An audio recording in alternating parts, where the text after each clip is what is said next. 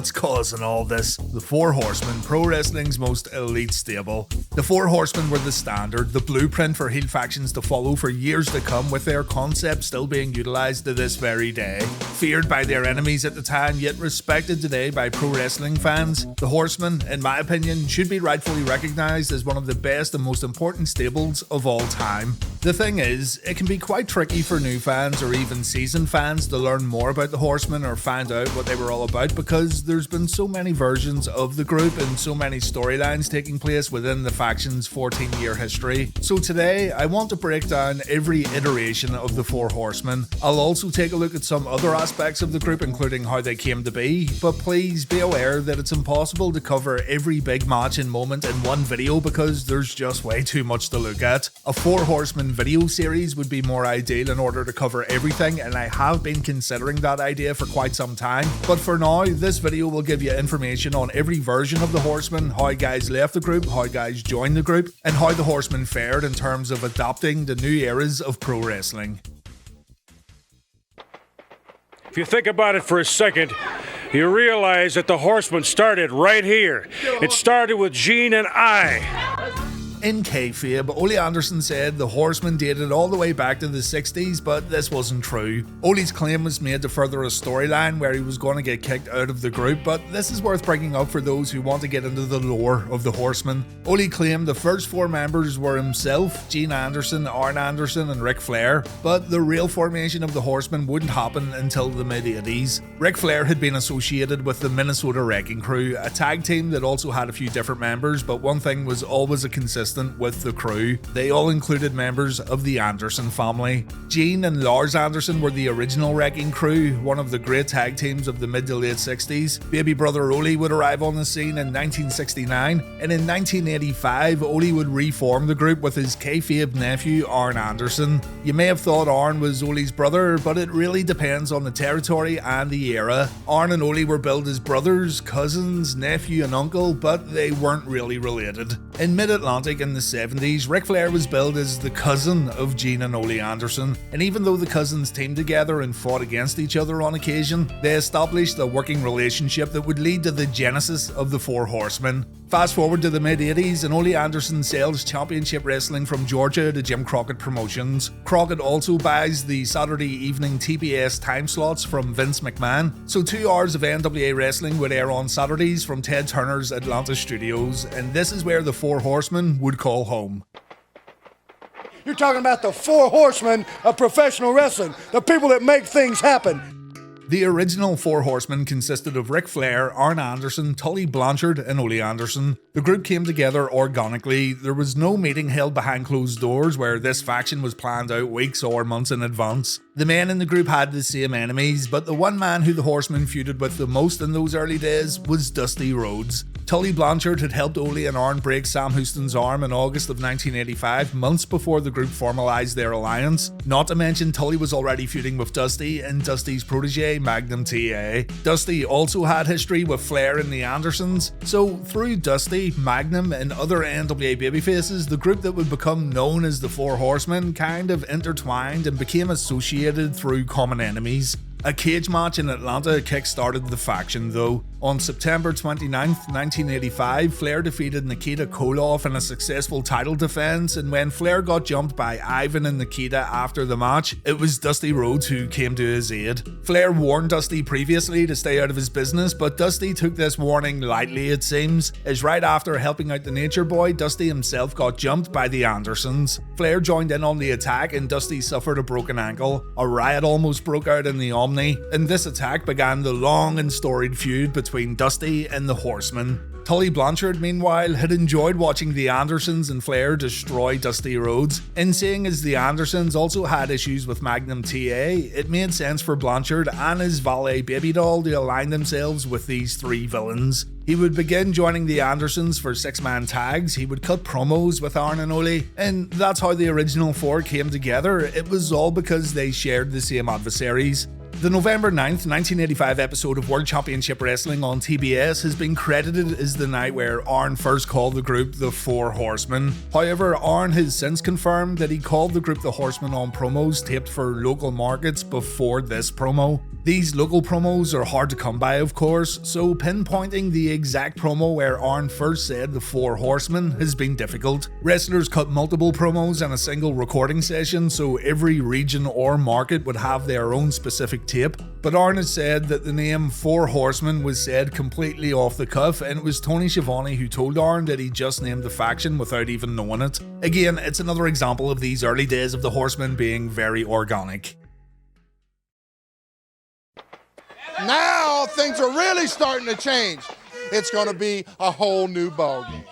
So the first iteration of the Horsemen featured Flair, Ole Anderson, Arn Anderson, Tully Blanchard, and Baby Doll is Tully's valet. It's easy to forget that Baby Doll was associated with the group before J.J. Dillon. Dillon became associated with Tully Blanchard when Tully accused Baby Doll of being unfaithful. However, it was all a setup by Dillon so he could get himself aligned with Blanchard. Dillon's plan worked perfectly. He said goodbye to his previous client, Buddy Landell, and Dillon became the administrative director of Tully Blanchard Enterprises while Baby Doll aligned herself with Dusty Rhodes. Dillon would then get promoted as the executive director of the Four Horsemen. Some fans see this version of the Horsemen as the true version of the Horsemen. For some, no other iteration was as good as the original lineup, and it's not because it features the four best wrestlers, but because of the overall impact the faction had. And because of that reason, there's an elite group, and this elite group is named the Horsemen, and that's what I'm going to be. Thank you. The moment Lex Luger debuted in Jim Crockett Promotions, he announced he wanted to be a member of the Four Horsemen. Tully Blanchard took notice of Luger wanting to join up, but J.J. Dillon said there were only 4 spots available and all 4 were taken up. That didn't stop J.J. whispering something in Luger's ear though that left many fans guessing what was going to happen next. At the same time, Ole Anderson was having some issues with the group. Not only had Arn talked bad about Ole on commentary and how Arn was embarrassed that he didn't currently hold a championship, but Ole also missed some TV dates due to taking care of his son and other family matters. Luger would become an associate member of the Horsemen, and it was around about this time that Ole cut that promo about the Horsemen's roots going all the way back to the late 60s with the Wrecking Crew. Still though, things began boiling over when Tully told Ole that he should be spending more time dealing with Horseman business and not spending time with his snot-nosed kid. Ole ends up decking Blanchard, J.J. Dillon asks for an apology and he gets decked too a little later on. Tully then jumps Ole, and this all leads to a spot opening up for associate member Lex Luger. Lex joins on the 14th of March episode of World Championship Wrestling on TBS. Later that year, the Horsemen would compete in the first ever War Games match. They lost unfortunately, and J.J. Dillon also got himself a separated shoulder in the legendary bout, and the Horsemen would get themselves another associate member, Dark Journey. Dark Journey would serve as Tully's executive secretary, a fancy name for a valet I guess, but she was released in July of 1987, meaning she only stayed associated with the Horsemen for around 2 months. You know, everybody thinks that what I've done is so bad. All I have done is join the most elite group in professional wrestling. Dusty Rhodes defeated Lex Luger at Starrcade 87 for the US title. Ric Flair defeated Ronnie Garvin for the NWA World Heavyweight Championship at the pay-per-view, and Tully and Arn retained the NWA tag titles in a match against the Road Warriors. AA expressed his disappointment that not everyone in the Four Horsemen left Starrcade holding a championship, and Luger didn't like the fact that Anderson made this passive-aggressive comment. Lex would blame this on J.J. Dillon interfering, and he demanded that J.J. stayed out of his matches so Lex could either win or lose on his own accord. But, as we all know, doing things yourself isn't the Horseman way. Lex, Arn, Tully, and J.J. Dillon all competed in the Miami Bunkhouse Stampede in early December, and these Horseman guys ended up the last competitors in the match. Dillon wanted to win the Bunkhouse Stampede, so he had this one last achievement in his career, and while Tully and Arn agreed to eliminate themselves, Lex Luger did not. Luger threw Dillon over the top rope to win the Bunkhouse Stampede and officially end his Four Horsemen membership. The others jumped Lex after the match, and Luger took a classic Horseman beating to solidify his departure. Ric Flair would then announce that Barry Windham was going to take Lex's place, but Windham didn't seem too keen at first. He and Luger would form a popular tag team that went up against the villains of JCP, but their friendship only lasted a few months. In a match that aired on the 23rd of April 1988 episode of World Championship Wrestling, Windham turned his back on Lex to join the Four Horsemen, and he pretty much handed the tag team titles to Tully and Arn. While I mentioned earlier that many fans say the original Horsemen were always the best, this version here with Barry Windham is seen by many as the best in-ring version of the group, the best Four Horsemen iteration when it came to actual wrestling matches. Windham was a great choice for the Four Horsemen, and while the faction helped Lex Luger in terms of a big push from the get-go, Barry helped to establish the Four Horsemen as a faction for elite superstars. When we told you we came here, we were hired to do a job. It was win matches and bring that gold home to Bobby Heenan's family.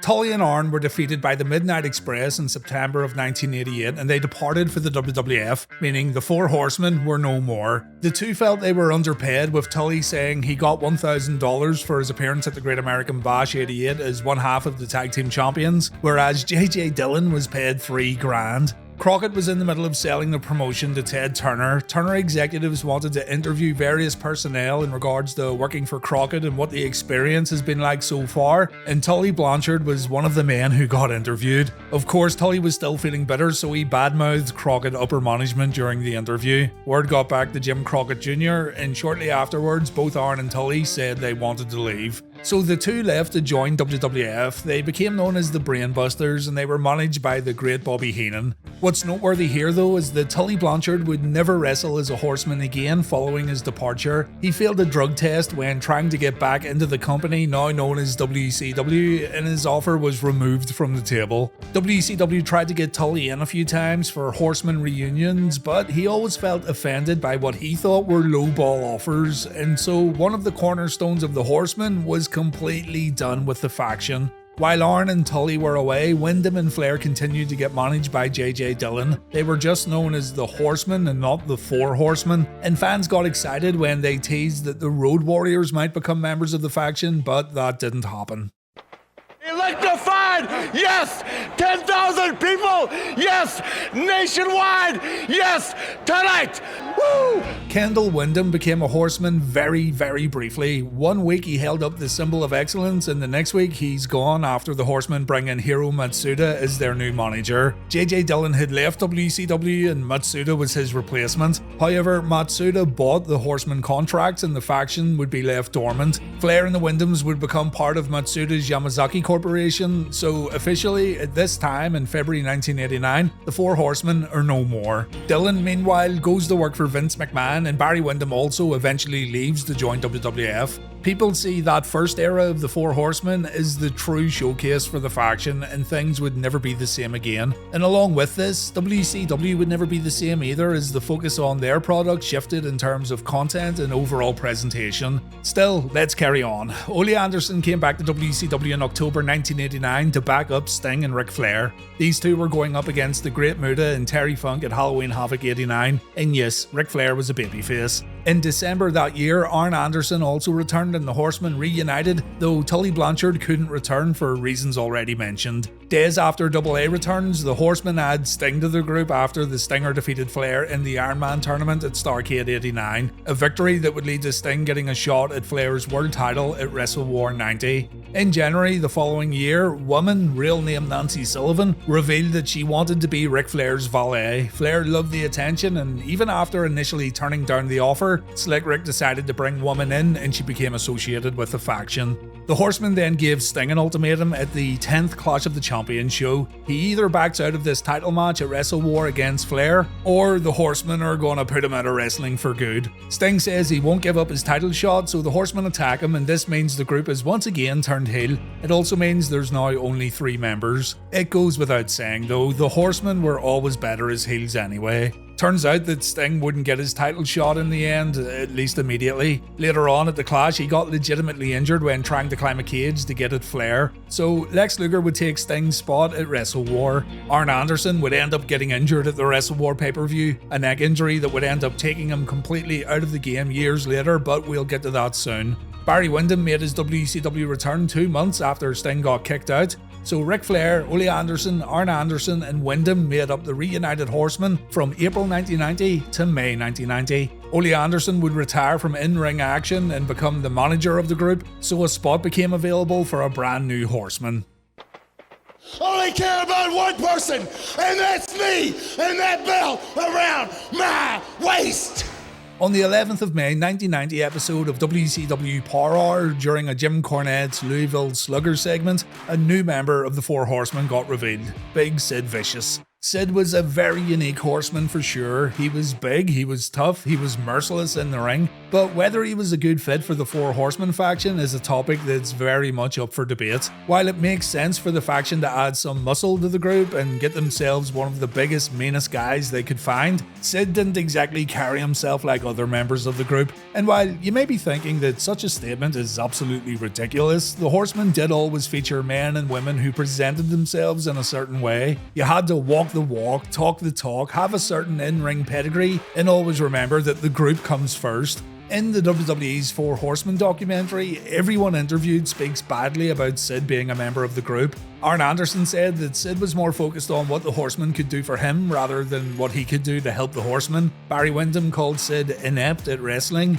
and Ric Flair said Sid wasn't a good fit for the group. He shouldn't have been there. His attitude was wrong, and it was, and I quote, embarrassing. Sid would achieve some great things in pro wrestling, and no one can ever say the big man had a bad career at all. But I'm also in the camp that didn't really enjoy Sid as a member of the Four Horsemen. Shortly after Sid arrived, Woman left the group, though she would end up getting associated with the faction again in a few years' time.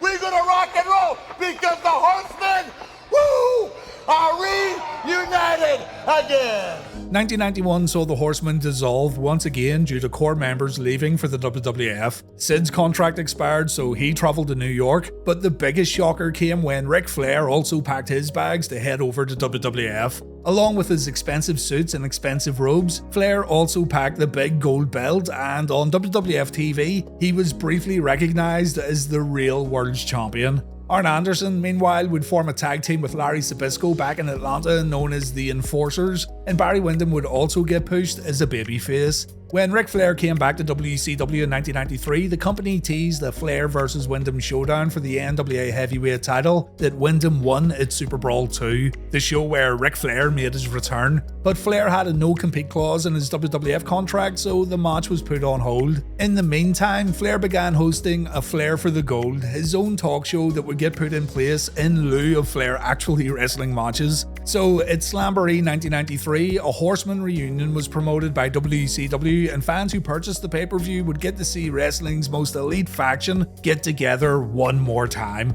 The original plan was for Flair, Arn, Ole and Tully to reunite on a Flair for the Gold, but WCW couldn't reach an agreement with Tully Blanchard. They would cook up a half-assed explanation for Tully's absence. They said Barry Windham took him out before the show. So here comes the latest member of the Four Horsemen instead, Tully Blanchard's replacement, Paul Roma. The reaction to Roma walking out was pretty bad. WCW had promoted this thing as a reunion, not another incarnation. Roma wasn't exactly a high-caliber superstar either in terms of his place on the card, so fans were left confused when this mid-card guy, who fans primarily knew from WWF, was given membership into the prestigious Horseman Club. Ole Anderson was gone after Slamboree, the faction moved on as a three-piece, and there really is nothing to say about this iteration. Roma said Flair gave him a hard time while he was in the group. Paul would mainly tag with AA during his tenure, and this version of the Horsemen is considered by many to be the very worst. Later in the year, after Paul Roma left the group after turning on AA, Arn Anderson got himself in a legit fight over in England with Big Sid Vicious that ended with both men getting seriously wounded. So Anderson had to take time off and the Horsemen again just kinda fizzles out. 1993 was not a good year for fans of the Four Horsemen. Ric Flair has always been and always will be the flagship of the Horsemen. We're going to respect, honor, and protect that at all costs. That's our main focus of business. Shortly before the debut of WCW Monday Nitro, the Horsemen were back on TV screens and ready to destroy anyone in their path once again. WCW was a completely different place during this era. The Horsemen had already had their days in Crockett Promotions, their days in early WCW, but now it was time for the Horsemen to try and entertain a new breed of fans in a promotion where Hulk Hogan reigned supreme. Flair and Arn Anderson got themselves into a rivalry, and a match between the two took place at Fall Brawl 1995. Anderson got a little help from friend Brian Pillman, and these two, Pillman and Anderson, would announce themselves as the New Horsemen. Their mission was simple: they wanted to put Ric Flair out of wrestling for good. Turns out though, it was all a big swerve. Sting joined forces with Ric Flair to battle Pillman and Anderson at Halloween Havoc, but Flair turned his back on the Stinger and he sided with the New Horsemen. 1 month later, the reformation of the Four Horsemen gets completed when Chris Benoit joins the group. Adding Pillman and Benoit into the faction I thought was a good move. You could argue that Pillman didn't fit the mold too well, but rather than ignore Pillman's shortcomings as a horseman, the faction decided to play up to them instead. The loose cannon gimmick was born out of Bryan's time as a horseman because the Enforcer had some difficulties keeping him under control. What's more, according to Chris Jericho on his Talk is Jericho podcast, Brian Pillman was originally going to create his own version of the Four Horsemen that would eventually feud with the originals. Brian called himself the Rogue Horseman during this time, but a faction of Rogue Horsemen featuring Pillman, Jericho, Benoit, and another unnamed superstar could have been excellent, but it didn't happen. Brian ended up jumping to ECW, he then joined WWF, and he would never return to WCW, even though rumour has it he always planned on coming back once his stock went up in New York. When Pillman left, an unlikely new pro wrestler took his place, Steve Mongo McMichael of the Chicago Bears. And again, we have another member of the faction who fans point out is one of the worst, but there's also something pretty endearing about Big Mongo that's hard to explain. He wasn't good in the ring, far from it, but boy did he ever try. Through McMichael joining the group, Flair feuding with Randy Savage and Benoit feuding with Kevin Sullivan, the group also got themselves new valets. Woman returned to the group through Chris Benoit, McMichael's wife Deborah became associated with the faction, and Miss Elizabeth joined up after turning her back on Macho Man Randy Savage.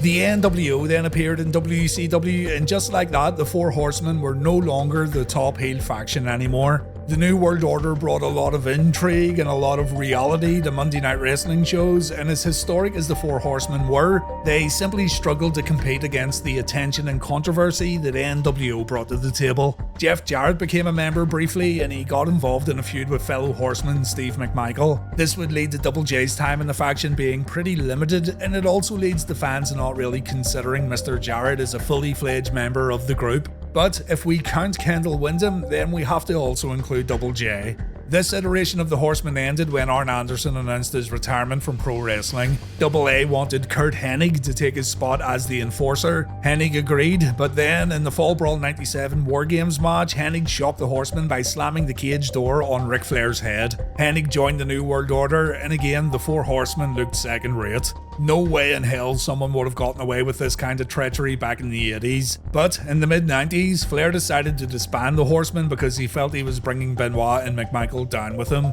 Flair wanted his teammates to find success on their own, so once again the Horsemen had disbanded.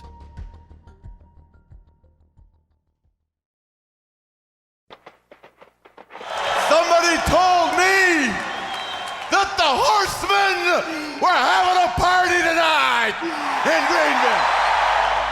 In mid-1998, Chris Benoit and Steve McMichael began teasing a Horseman reunion on Monday Nitro. There was one big problem though. Ric Flair had been fired from WCW after attending his son's high school wrestling match instead of attending a WCW event he was booked for. Benoit started teaming up with Dean Malenko, and these two would ask Arn Anderson for guidance. They wanted Arn to once again bring back the Horsemen to bring the fight to the NWO Black and White and NWO Wolfpack, but Arn didn't want to do it. He said he had the heart, but he didn't have the tools anymore. So he told these two rather aggressively that the Horsemen will not be getting back together. J.J. Dillon, now an on-screen authority figure, would also ask Arn Anderson to bring the group back, but Anderson walked away. Arn would end up saving Dean Malenko though when the NWO were about to slam a cage door on his head just like they'd done to Flair at Fall Brawl 97, and after witnessing this, Arn decides to bring back wrestling's most elite faction. Flair settles his legal matters with WCW behind the scenes, and on the 14th of September 1998 edition of Monday Nitro, the Horsemen are officially reformed once again in what's probably my personal favourite Nitro promo of all time. Arn gives credit to the men in the ring. He tells fans to be careful what they wish for. He stops and he says, "I almost forgot the Fourth Horseman," as he invites Slick Rick to come down to the ring. Flair's entrance is something else here. The South Carolina audience lose their minds as the Nature Boy walks that aisle once again, and Flair cuts an emotional promo about the Horsemen being alive and well and about how Eric Bischoff tried to take him out of the game. So now the Horsemen consists of Flair, Steve McMichael, Chris Benoit, Dean Malenko and Arn Anderson as their manager. A few months later, Barry Windham returns to WCW and fans think he's going to be a Horseman once again, as does Ric Flair. But Barry ends up siding with Eric Bischoff in the NWO, although he wouldn't become a fully fledged member. He was more like a pet henchman. What did you tell us? Wait till Flair gets stroke, wait till Flair gets stroke, wait till Flair gets stroke. Flair's got stroke, Flair is for Flair. The Four Horsemen were met with many of the same problems they suffered during the early days of Monday Nitro, only this time it could be considered even worse. WCW was getting progressively more messy as we head into 1999. Focus remains on the NWO, even though that faction has become a mess in its own right. And WCW as a company are struggling to maintain comprehensive, meaningful storylines that play out with a true beginning, middle and end. The Horsemen have their own issues too. McMichael gets released from the company after suffering a foot injury in February 99. Ric Flair has become the storyline president of WCW, who seems more concerned about his son and less concerned with Dean Malenko and Chris Benoit. Arn Anderson stuck in the middle, trying to hold things together. It's just not good, and it continues to be like this until the group eventually part ways. On the 24th of May episode of WCW Nitro, Benoit and Malenko felt betrayed when Ric Flair awarded DDP and Bam Bam Bigelow of the Jersey Triad title shots while leaving his teammates out in the cold. Double A tried to smooth things over, but again, Flair was too busy trying to push his son to listen to what Anderson had to say. Later in the night, Roddy Piper challenged Flair, DDP and Bigelow to a 6-man tag. Piper would have 2 mystery partners, and you guessed it, Dean Malenko and Chris Benoit sided with Roddy Piper. So on this very night, the Horsemen finally died and the faction would never make a return. Arn Anderson stuck by Ric Flair through it all, but the Four Horsemen were finished.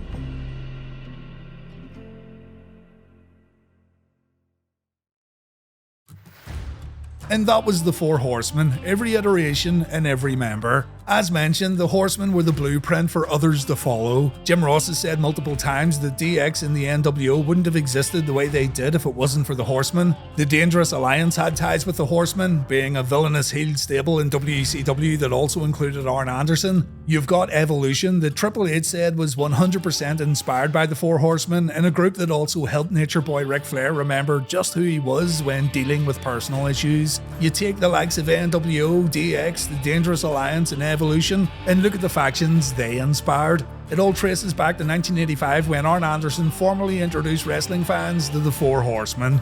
Let me know your favourite version of the Four Horsemen in the comments, and tell me your favourite matches and moments that included the Horsemen. I hope you enjoyed this one, guys. Thank you very much for watching, and take care.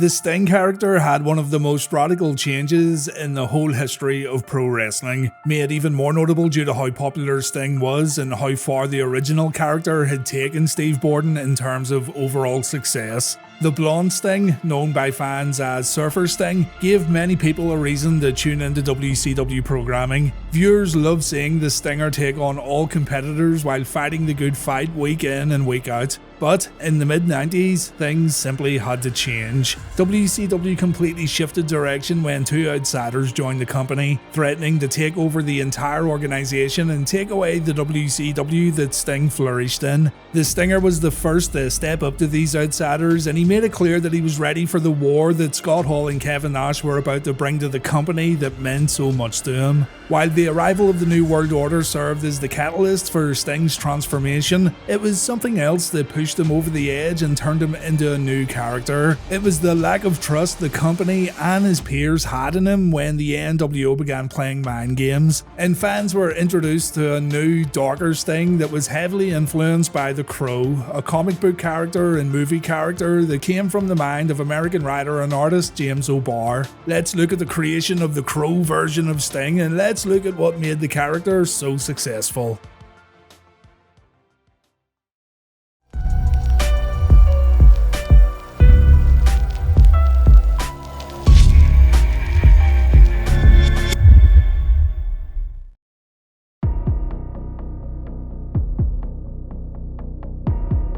On screen, Scott Hall was Sting's enemy, but backstage it was Scott who suggested that Sting changed his character into this dark vigilante. Surfer Sting wore neon colours, he came out to a cheesy but admittedly awesome early 90s rock song with lyrics about how he makes the kids in the audience go wild and how the old people start acting like children when the Stinger's doing his thing. This worked well in the early 90s by the way, and even when the NWO came along, the original Sting character was still immensely popular, but there was a shift going on in pro wrestling where these cartoony characters and white meat babyfaces were getting phased out in favour of darker, more gritty and edgy characters that resonated better with the young male demographic. Hulk Hogan even shed his trademark red and yellow gear in an effort to update his overall look for this new era. Randy Savage would soon do the same thing, and while colourful characters most definitely still had a place in pro wrestling, it seemed like adding a little grittiness to a gimmick worked wonders for some of the biggest stars in the business. Scott said that Sting was a little standoffish when he first approached him. Sting didn't know Scott too well at all, and it sounds like Sting thought Scott was maybe poking fun at him at first when Scott talked about Sting's old blonde hair and colourful ring attire, but Scott said he would give advice like this for the betterment of the entire company. If WCW's doing good business, then Scott's doing good business, so he liked to offer his take on things whenever he felt it would improve the television product, according to Scott anyway. Sting took the idea to Bischoff, Bischoff liked it, and the wheels were set in motion to present a new version of the man called Sting. So, to quickly summarise what went down, the Outsiders came along and they had a match with Sting, Lex Luger and Randy Savage. The Outsiders then revealed their third man, and it was Hulk Hogan. The NWO was then born at the end of Bash at the Beach 1996. Sting would continue to fight the good fight on WCW programming, trying to save WCW from this takeover, but the NWO were able to convince Sting's peers and other WCW employees, including the commentators, that the icon had actually joined the group and he was going to fight alongside the NWO in the 1996 War Games match at Fall Brawl. Lex Luger and the Horsemen weren't sure if they believed Sting when the man himself said he wasn't part of the New World Order. Things were made even more confusing when Sting jumped out of an NWO limousine to attack Luger in a parking lot, so the WCW guys felt they had every right to question Sting's motives. But Sting said it wasn't him who attacked Lex, and the group needed to believe him if they wanted to overcome the NWO. It was revealed that the NWO had brought in a fake Sting, an imposter that was added to the group just to mess around with the real Sting and Sting's teammates. The real Sting entered War Games, he took out the fake Sting, and he demanded to know if this was good enough for Lex and the Horsemen before walking away and leaving his teammates to take a loss on pay-per-view. On Nitro, the very next night, Sting came out and he addressed his actions before announcing that he was now a free agent. He was disappointed that no one believed him. He was upset that some fans also thought he was part of the NWO after everything he had given to World Championship Wrestling. He called out the announcers for their lack of faith too, and Sting walked away from WCW to pretty much let the NWO do as they pleased. Sting went to Japan briefly to work a few matches, and when he came back he wore black and white face paint. You can see that the shape of the face paint still resembled the old Sting in a way, but as time went on the paint would cover more of his face and more black accents were added around his eyes and around his mouth. The NWO wanted Sting to join the group for real, and Sting didn't say yes, but he also didn't say no. But the only thing that's for sure about Sting is nothing's for sure. And Sting wouldn't talk into the mic again on WCW until January of 1998.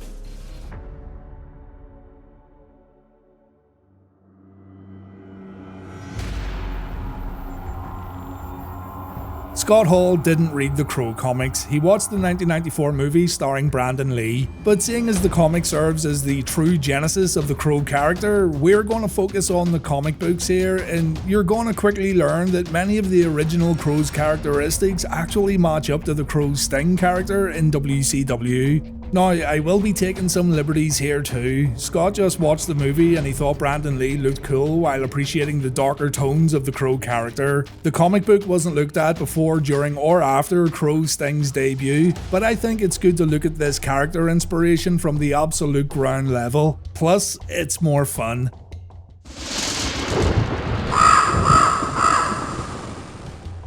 The Crow made his first appearance in Caliber Presents issue number 1, not including any artwork or advertisements made for his first appearance. Caliber Presents issue 1 was published in January 1989, and the Crow appeared in the story Inertia that served as a short prequel and introduction to the character. Over the next few months, the Crow's first limited series was published, 4 issues that were named Pain, Fear, Irony, and Despair, and it was through this first series that readers learned all about the Crow and what the character was all about. A 5th book named Death was unpublished, by the way, but it did get released later on. Let's draw some comparisons to the Crow and Sting next, and again, there are some liberties taken here, but everything I say will make sense if you let me indulge you for a moment.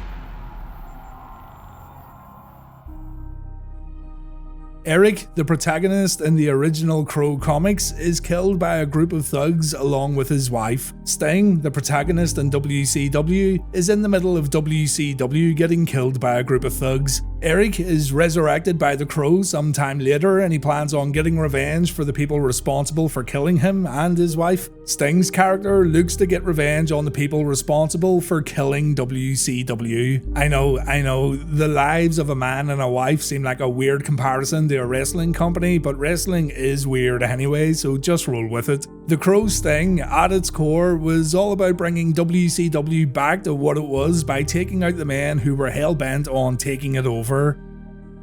In the comics, Eric's makeup is described as joyful. We see a masquerade mask in his house, and Eric takes inspiration from that very mask that hangs on the wall. The original Crow Sting, before he somewhat evolved, had the exact same face paint more or less, and it worked wonders for this new dark vigilante Sting. Even more so, seeing as Sting used to wear face paint before. Think about it, if this was someone who didn't wear face paint before, then it might not have came off as good.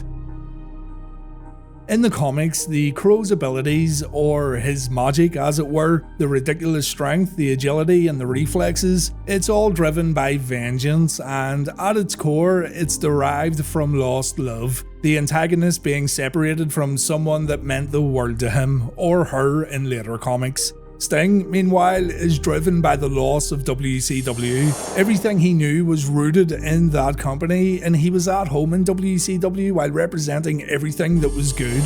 The NWO, the bad guys, were determined to destroy those roots and completely wreck every single tradition and cornerstone that made WCW what it was. And Sting was trying to save all that while also internally dealing with his peers who at one point didn't trust him. Speaking of which, Sting didn't do anything to prove how trustworthy he was. Instead, he made people prove how trustworthy they were. He would offer WCW wrestlers a chance to strike him with his baseball bat, the Stinger's weapon of choice during this era, and if no action was taken, then the wrestler was considered Sting's ally. Still though, Sting wouldn't worry too much either about hurting his allies in order to infiltrate the NWO. He even joined the group for a while in order to get closer to Hollywood Hogan, and the plan worked very well.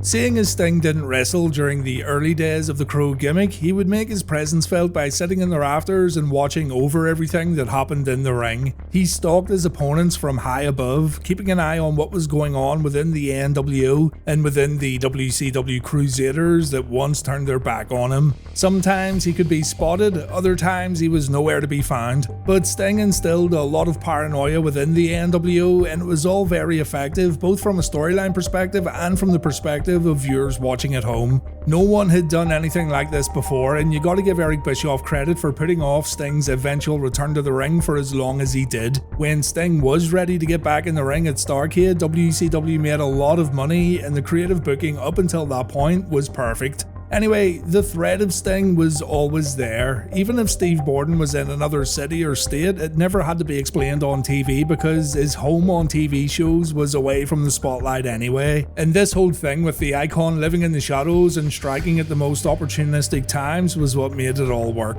The NWO were dominant throughout mid-96 to late 97, but even when they launched attacks on their enemies, they always had Sting in the back of their minds. Was he gonna strike or wasn't he? Would Sting Sting fall for the NWO trap, or did he see it coming from a mile off? The fear of Sting played a big part in the early storyline arc, and in the case of Hollywood Hogan, the fear of Sting could make someone irrational.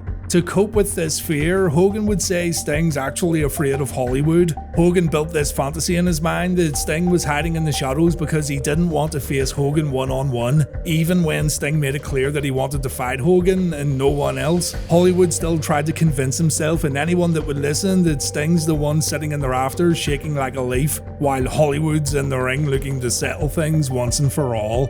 There was good stuff here, and yes, some of this stuff is only really there if you look for it, and no doubt a lot of the nuance and tone wasn't intentionally planned by WCW in advance. One could watch Nitro week after week and say it's the same stuff every week with little to no progression, but the numbers don't lie. WCW Nitro destroyed WWF Raw during this time period, and a lot of that was thanks to the Sting vs NWO storyline. Sting didn't need to do much, and he didn't have to say a thing to still get people to tune in. So it's a classic case of less is more. The anticipation for what was inevitably going to happen was off the charts, and it's all down to how WCW presented Sting during this time period.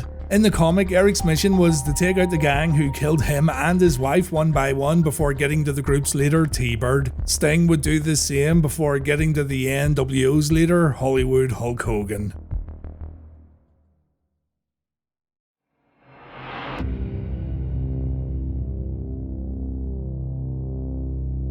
It can be quite difficult to talk about highlights of this gimmick because of the nature of Sting's appearances. Watch episodes of Nitro, hope that Sting strikes the NWO, and there you go, you've got a highlight of the Crow Sting. Every time he did this, the crowd would lose their minds, and the excitement of the audience comes across on TV really well. And besides, the highlights are made even better because you didn't necessarily know if Sting was going to strike or not. But still, I want to point out some other key moments that go a long way in painting this character and letting us know what he's all about. The Sting promo after Fall Brawl 96 on Monday Nitro is absolute must-see for those wanting to study the gimmick and learn about why Sting changed into this dark and mysterious vigilante. Hearing Sting getting angry on a personal level is very different. This one feels much more authentic than his previous promos, so hunt this one down and you'll understand why Sting did what he did. It's one of the more memorable promos of his whole career. The 21st of October 1996 episode of Nitro, where Sting gets asked to join the NWO, is an important night too. This one's fascinating from a character standpoint because you sort of get half of the old Sting and half of this new Crow Sting. We also learn here that Sting isn't going to give away his hand and let the NWO know how he truly feels about them. And we also hear Sting talk for the very last time for nearly a year and a half. WCW Uncensored events get a bad rep, but the 1997 edition closed with a great Sting moment. The NWO were victorious in the main event, but just before the show ended, Sting finally showed everyone that his allegiance was with World Championship Wrestling. The Stinger attacked Hall, Nash and Randy Savage, and he also attacked Hulk Hogan as the crowd went nuts. Everyone left the show knowing that Sting was going to bring the fight to the NWO, and eventually he'd be coming for Hollywood Hogan soon and the World Heavyweight Championship. A personal favourite Sting moment of mine happens at the very end of Clash of the Champions 35, the last ever Clash show. The NWO were celebrating their birthday at the end of the event, the lights begin to flicker, and this low sustained note played in the arena that really added to the atmosphere. Up in the rafters we could see Sting with a vulture perched on his hand, and then the "This is Sting" monologue played for the first time, a monologue that describes Sting's mission and why he seeks vengeance against the NWO.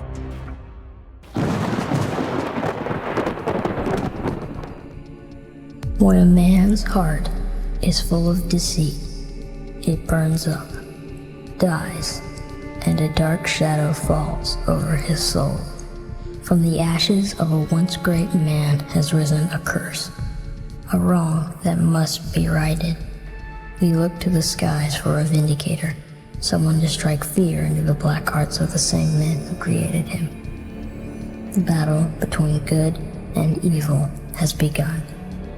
Against an army of shadows comes a dark warrior, the prevailer of good, with a voice of silence and a mission of justice. This is Sting.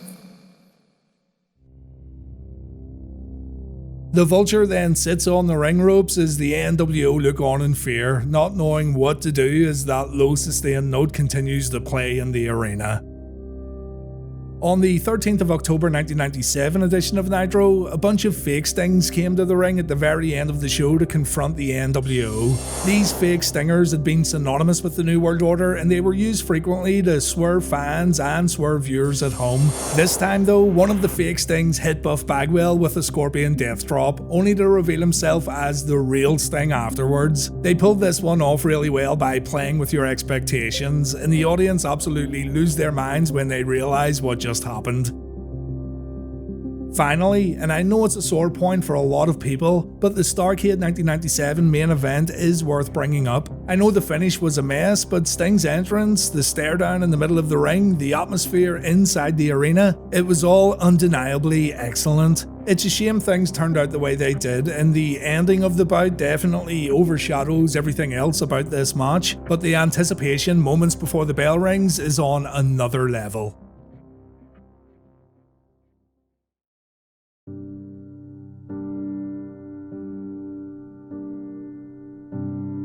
Later in the comics, it said that the Crow's abilities are taken away if the antagonist abandons his or her mission, and the abilities also diminish when they consider their mission complete.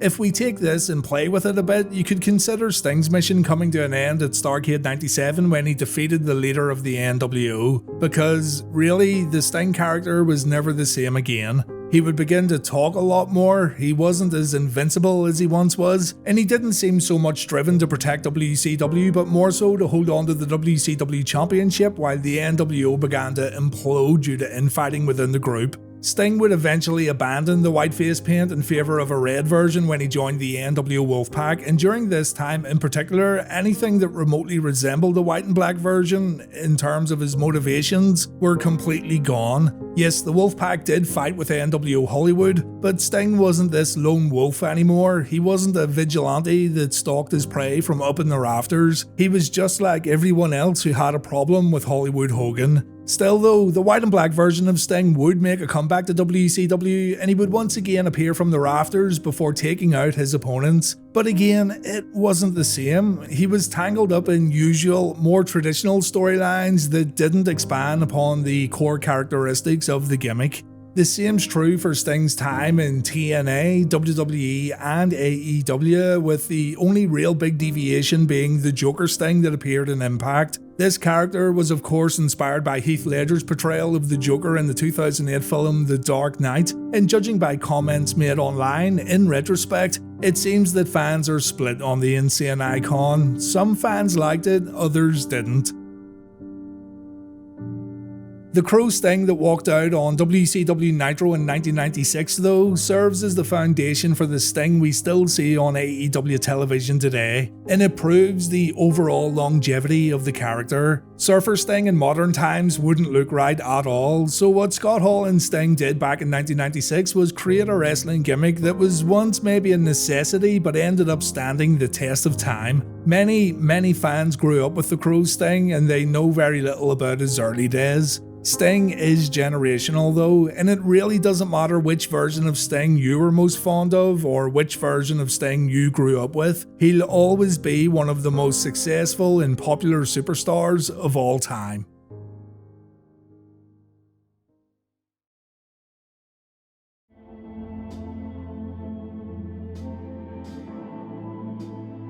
Imagine, if you will, a hardcore AEW fan, and I mean one of the real die-hard AEW fans, sitting down one night to watch Dynamite. He or she went on Twitter earlier in the evening to rip into the competition and talk about how WWE just doesn't promote the kind of wrestling that they enjoy.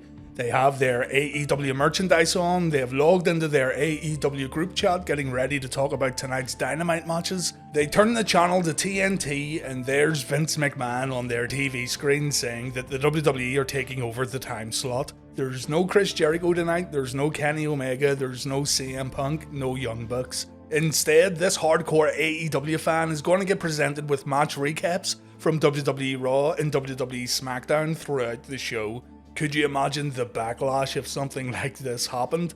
Well, something very similar happened back in 1984, although thankfully social media wasn't a thing back then. Vince McMahon appeared on Georgia Championship Wrestling back in July of 1984, a show that aired on WTBS. It was completely out of the blue and completely unexpected. Fans were expecting to sit down and watch the likes of Tommy Rich, the Road Warriors, Jake Roberts and Jimmy Valiant, but instead they were treated to match recaps that featured the likes of Big John Studd, the Iron Sheik, Bobo Brazil and Jesse Ventura. The July 14th episode of World Championship Wrestling on WTBS became known as Black Saturday, and this is the topic of our video today.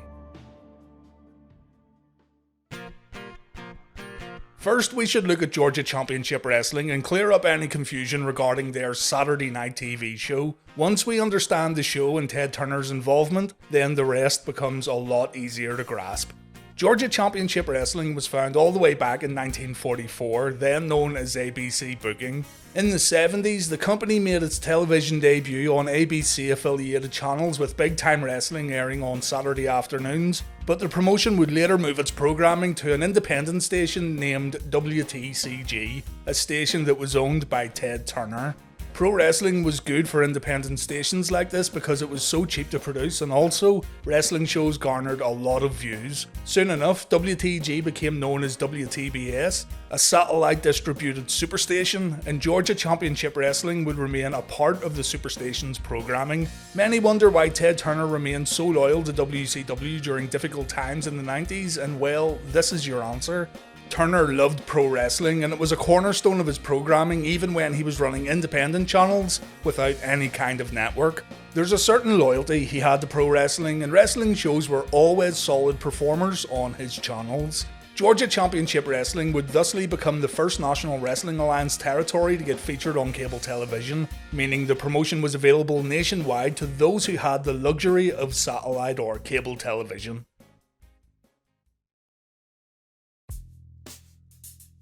In 1982, Georgia Championship Wrestling changed the name of its weekly Saturday show to World Championship Wrestling. It's been said that Ted Turner requested the name change to get away from the show's regional-sounding predecessor, and this name change is something that seems to cause confusion about Black Saturday. While Ted Turner would eventually own a company named World Championship Wrestling, or WCW, the show that Vince McMahon appeared on was the Georgia Championship Wrestling show that was named World Championship Wrestling, so no, Vince McMahon did not appear on the WCW promotion during Black Saturday. The name change sparked rumours that Jim Barnett, one of the company's owners, was trying to expand Georgia Championship Wrestling into a national organisation, not unlike what Vince McMahon was doing with the World Wrestling Federation. In September of 1983, Vince McMahon brought WWF All-American Wrestling to cable television after purchasing a Sunday morning time slot on the USA Network that was previously held by Southwest Championship Wrestling. McMahon would also debut the WWF talk show Tuesday Night Titans in May of 1984 on the USA Network, and this means that Vince McMahon had two separate shows on the USA Network while also maintaining syndicated wrestling programs such as All-Star Wrestling and WWF Championship Wrestling.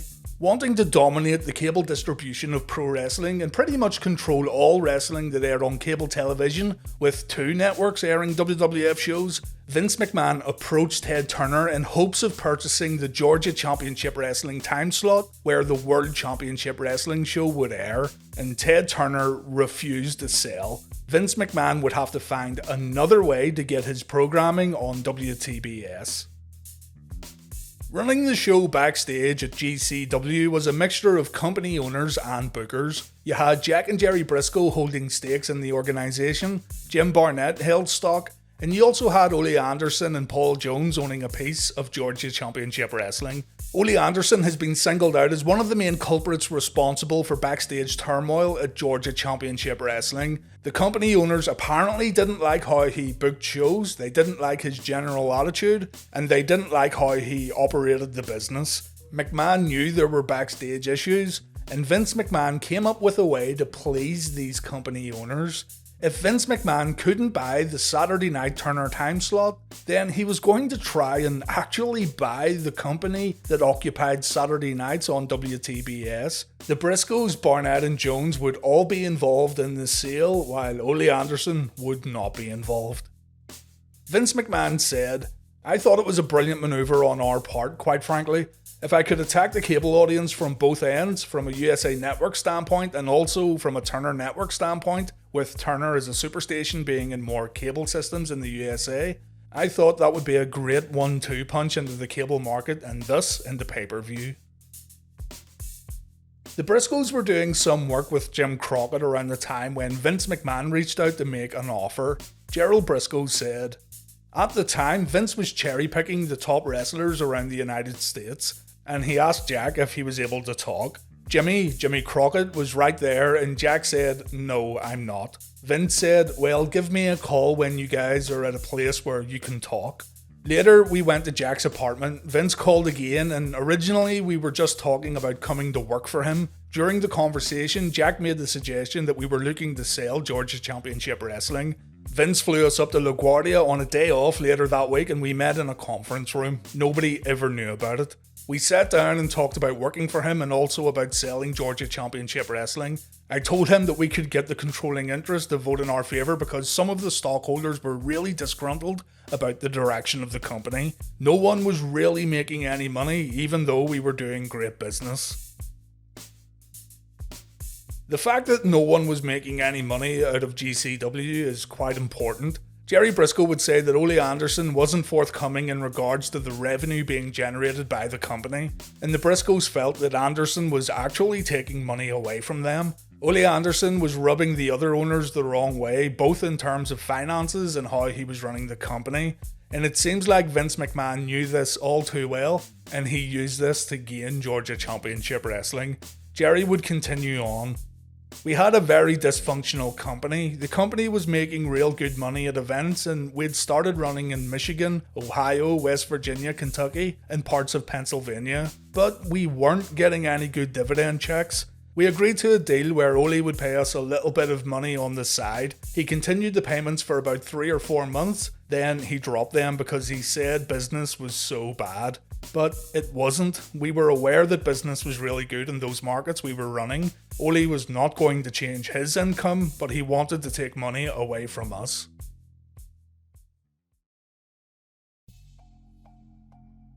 The Briscoes didn't hold enough stock to outright sell the company to Vince McMahon. They only held minority interests. But including Paul Jones in the deal pushed them over the 50% range. Paul too was losing money on GCW, and maybe he saw the writing on the wall when the Briscoes wanted to sell, but whatever the case, Paul gave the Briscoes proxy voting of his shares, meaning Georgia Championship Wrestling could get sold to Vince McMahon.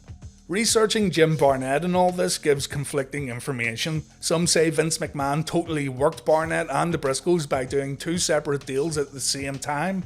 Others say that Barnett had already sold so much of his Georgia Championship Wrestling stock to the other owners that he wouldn't have made a dent in the deal anyway. But whatever the case, Jim Barnett was done with Georgia Championship Wrestling and he soon ended up working for Titan Sports. Ole Anderson became aware of a potential sale when the Briscoes shopped around for other potential buyers. Jerry said they approached Jim Crockett about buying their shares, but apparently Anderson put a stop to that by telling Crockett that the shares were overpriced. So it seems like Ole Anderson was in the middle here trying to block any kind of sale, but really, it didn't matter in the end. About 6 months after the Briscoes met with Vince McMahon, the sale went through. Vince McMahon was now the majority owner of Georgia Championship Wrestling, and therefore, Ted Turner had no choice but to put a Vince McMahon show on his Saturday night time slot. Vince had completely forced Ted Turner's hand in order to get on WTBS on Saturday nights. Along with the money that traded hands, the Briscoes and Jim Barnett ended up with WWF jobs. Paul Jones got what he could financially out of Vince McMahon, and Ole Anderson was left with, well, not a lot. Through this whole sale, Ole Anderson was left out in the cold and he would go on to hold a lot of resentment for Vince McMahon. He and legendary announcer Gordon Solie apparently quit working for the company out of protest after the Vince McMahon acquisition. though it's still debated whether or not Soley was actually fired like many others who worked under the GCW banner. It's also been rumoured that Ole Anderson destroyed many of the original Georgia Championship Wrestling tapes in protest of the purchase, though this hasn't been confirmed. And Ric Flair wrote in his book that Ole tried to pay the Road Warriors to break Jerry and Jack Briscoe's legs in a tag team match as a way of getting revenge. That's how serious this was. What you need to really take in here is the fact that the 605 Saturday slot was not only the Georgia Championship Wrestling slot, but it was the big NWA slot that ensured the National Wrestling Alliance was visible to fans who benefited from cable television. Syndication and regional shows are one thing, but being on cable on the Superstation was important to the NWA's growth and exposure. Sure, the organisation would still exist, but it wouldn't have nearly the same amount of nationwide distribution. It would be like SmackDown today, only being available in certain parts of the country and limited to a few select markets, with no opportunities to grow. It wouldn't be feasible, never mind being lucrative. The WWF being on TBS is a fascinating thing to look back on for sure, and many would highlight Black Saturday as being this cool moment where McMahon, quote, invaded another television show, but the reality is, this move had the potential to completely alter the course of pro wrestling, and in actuality, when all was said and done, it did. In the end though, Ted Turner realised it wasn't going well and he wanted out of the deal, a deal that McMahon said was based on a handshake and nothing more. A few very slick moves from Turner would see McMahon leave the time slot he so desperately wanted, but we'll come back to that in a moment. Fans settle in to watch GCW's World Championship Wrestling show on July 14th, 1984, and out of the blue, here's Vince McMahon, seen by many NWA diehards as the enemy of traditional pro wrestling. Vince says it's a pleasure to be associated with WTBS, and he promises to bring the best professional wrestling in the world to viewers at home. After running down tonight's WWF matches that will get featured on World Championship Wrestling, a bunch of upcoming live events get promoted, all of which are WWF events. Adrian Adonis and Dick Murdoch vs Special Delivery Jones and Nick DiCarlo is then shown, a WWF taped match. So just imagine fans who sat down to watch the typical studio wrestling that GCW's World Championship Wrestling previously offered, but they instead got these taped matches from multiple venues. WWF style promos also aired during the show. There was an advertisement for the WWF magazine, and the show featured even more taped WWF matches, ending with Big John Studd vs Bobo Brazil. Freddie Miller, the only on-air original from the old World Championship Wrestling show, closed the broadcast with Vince McMahon saying that we saw some great action today, and he puts over the wrestlers and promos we just saw. He says he looks forward to seeing more superstars of the World Wrestling Federation. The show ends, and then the complaints came in. Almost immediately, fans were in a complete uproar. This wasn't the wrestling they wanted to see. The WWF had a reputation for being a much more kid-friendly and cartoony wrestling organisation, even as early as 1984, and fans who wanted the more gritty style of NWA wrestling were annoyed that one of their favourite shows just got the Vince McMahon treatment. Letters were written to Ted Turner from fans explaining that this isn't what they tune into WTBS to see, and over time, the ratings also took a hit.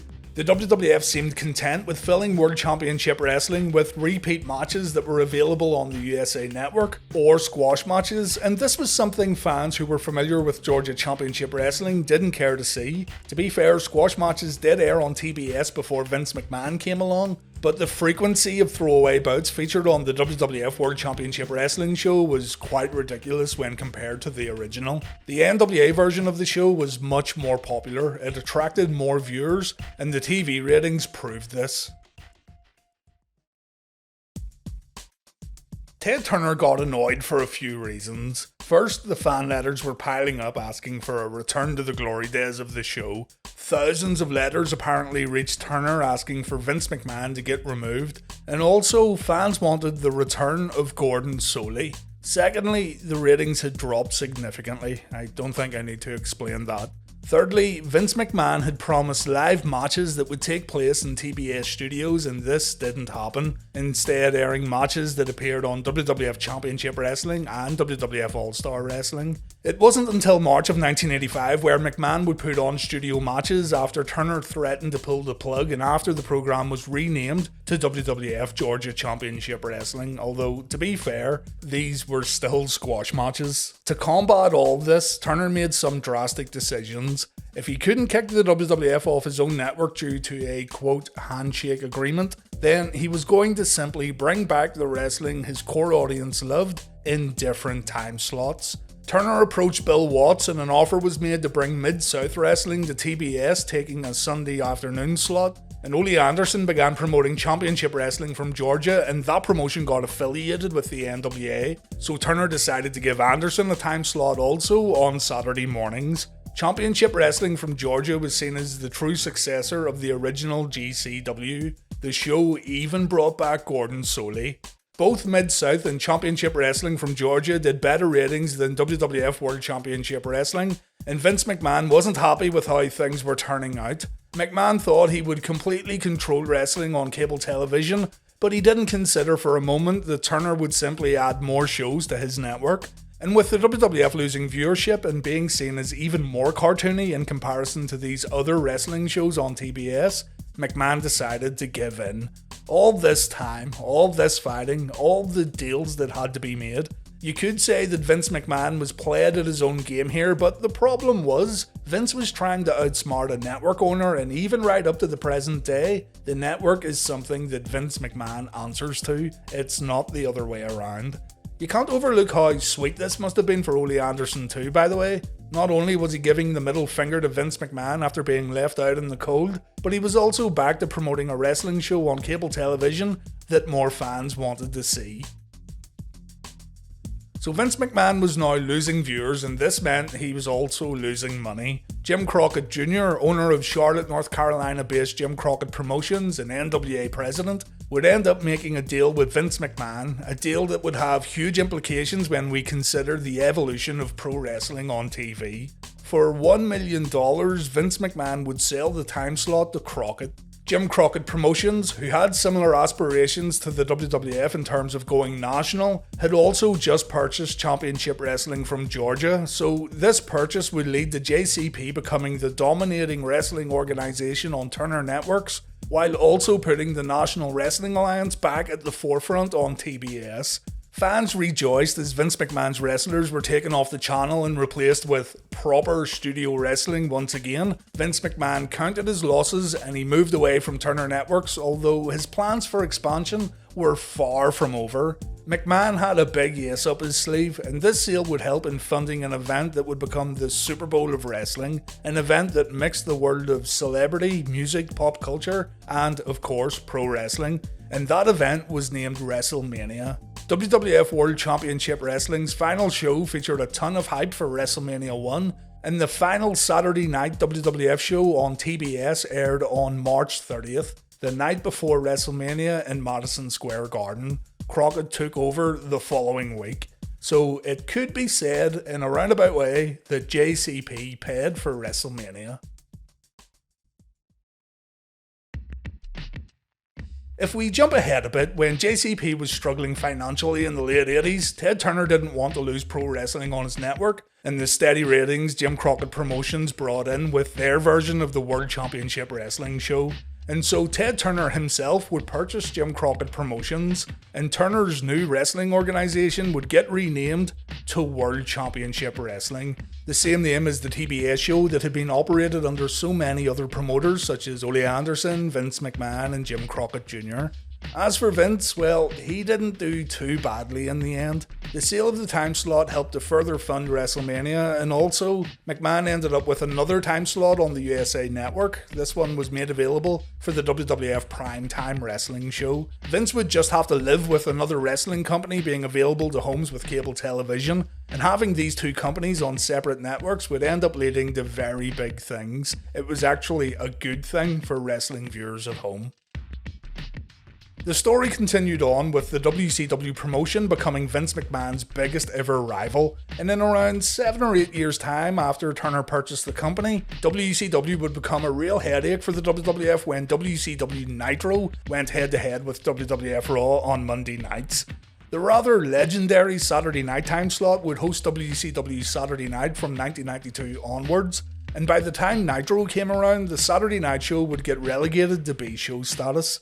Still, had Vince McMahon not made that Saturday night time slot purchase on TBS, and had the events afterwards not taken place, who knows where we would be today in terms of pro wrestling on television. Although it all ended up as a failure on the WWF's part, Black Saturday in many ways was the origins of the Turner vs McMahon rivalry and the catalyst for the Monday Night War.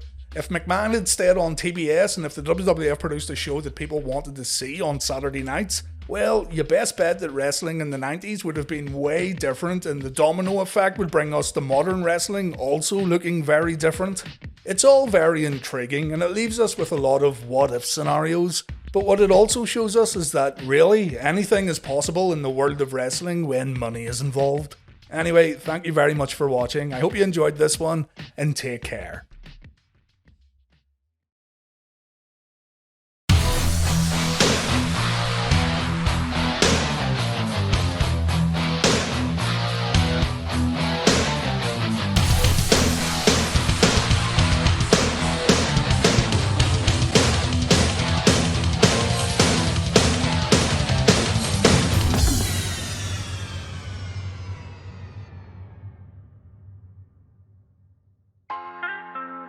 In pro wrestling, you hear quite a lot of guys getting thrown together and put in a tag team because there's nothing for them to do in terms of singles competition. Some random tag teams do very well, some are instantly forgettable, but some end up becoming really entertaining and also pretty successful.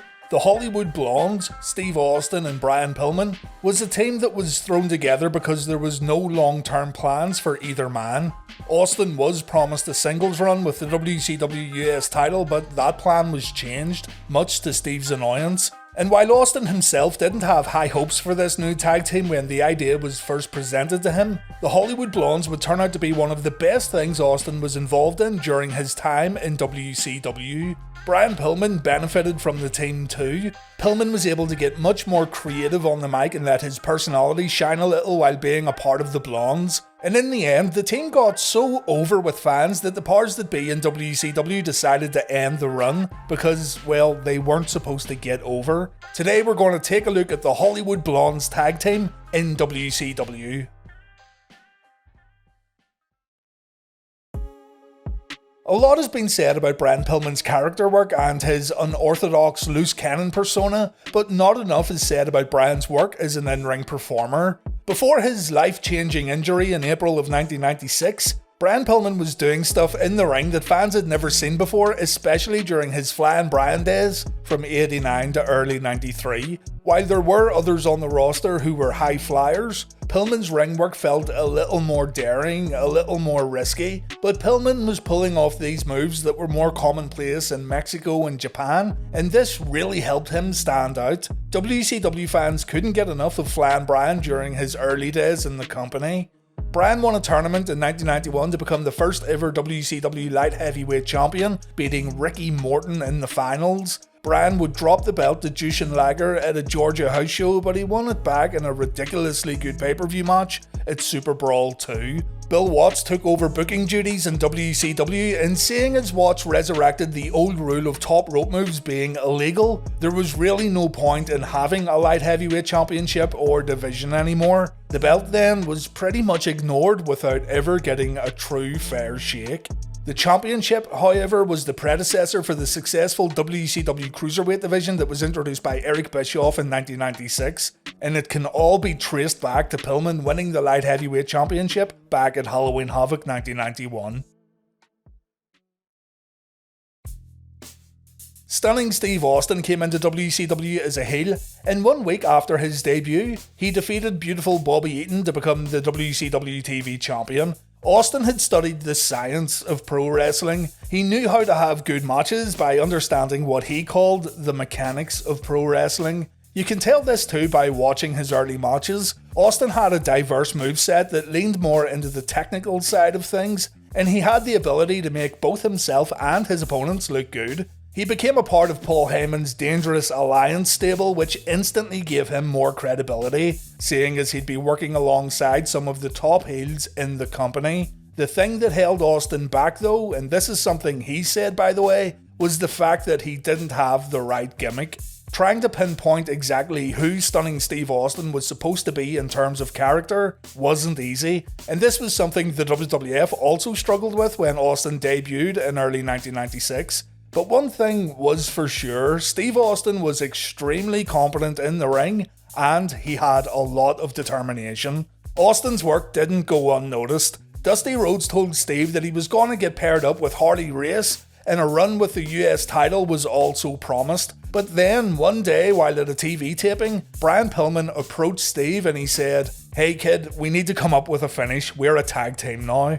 Confused about this, Austin walked into Dusty's office to find out what was going on, and right enough, Dusty had put Austin and Pillman together as a tag team. This wasn't going to be a one and done deal either. Austin and Pillman would be a team for the foreseeable future.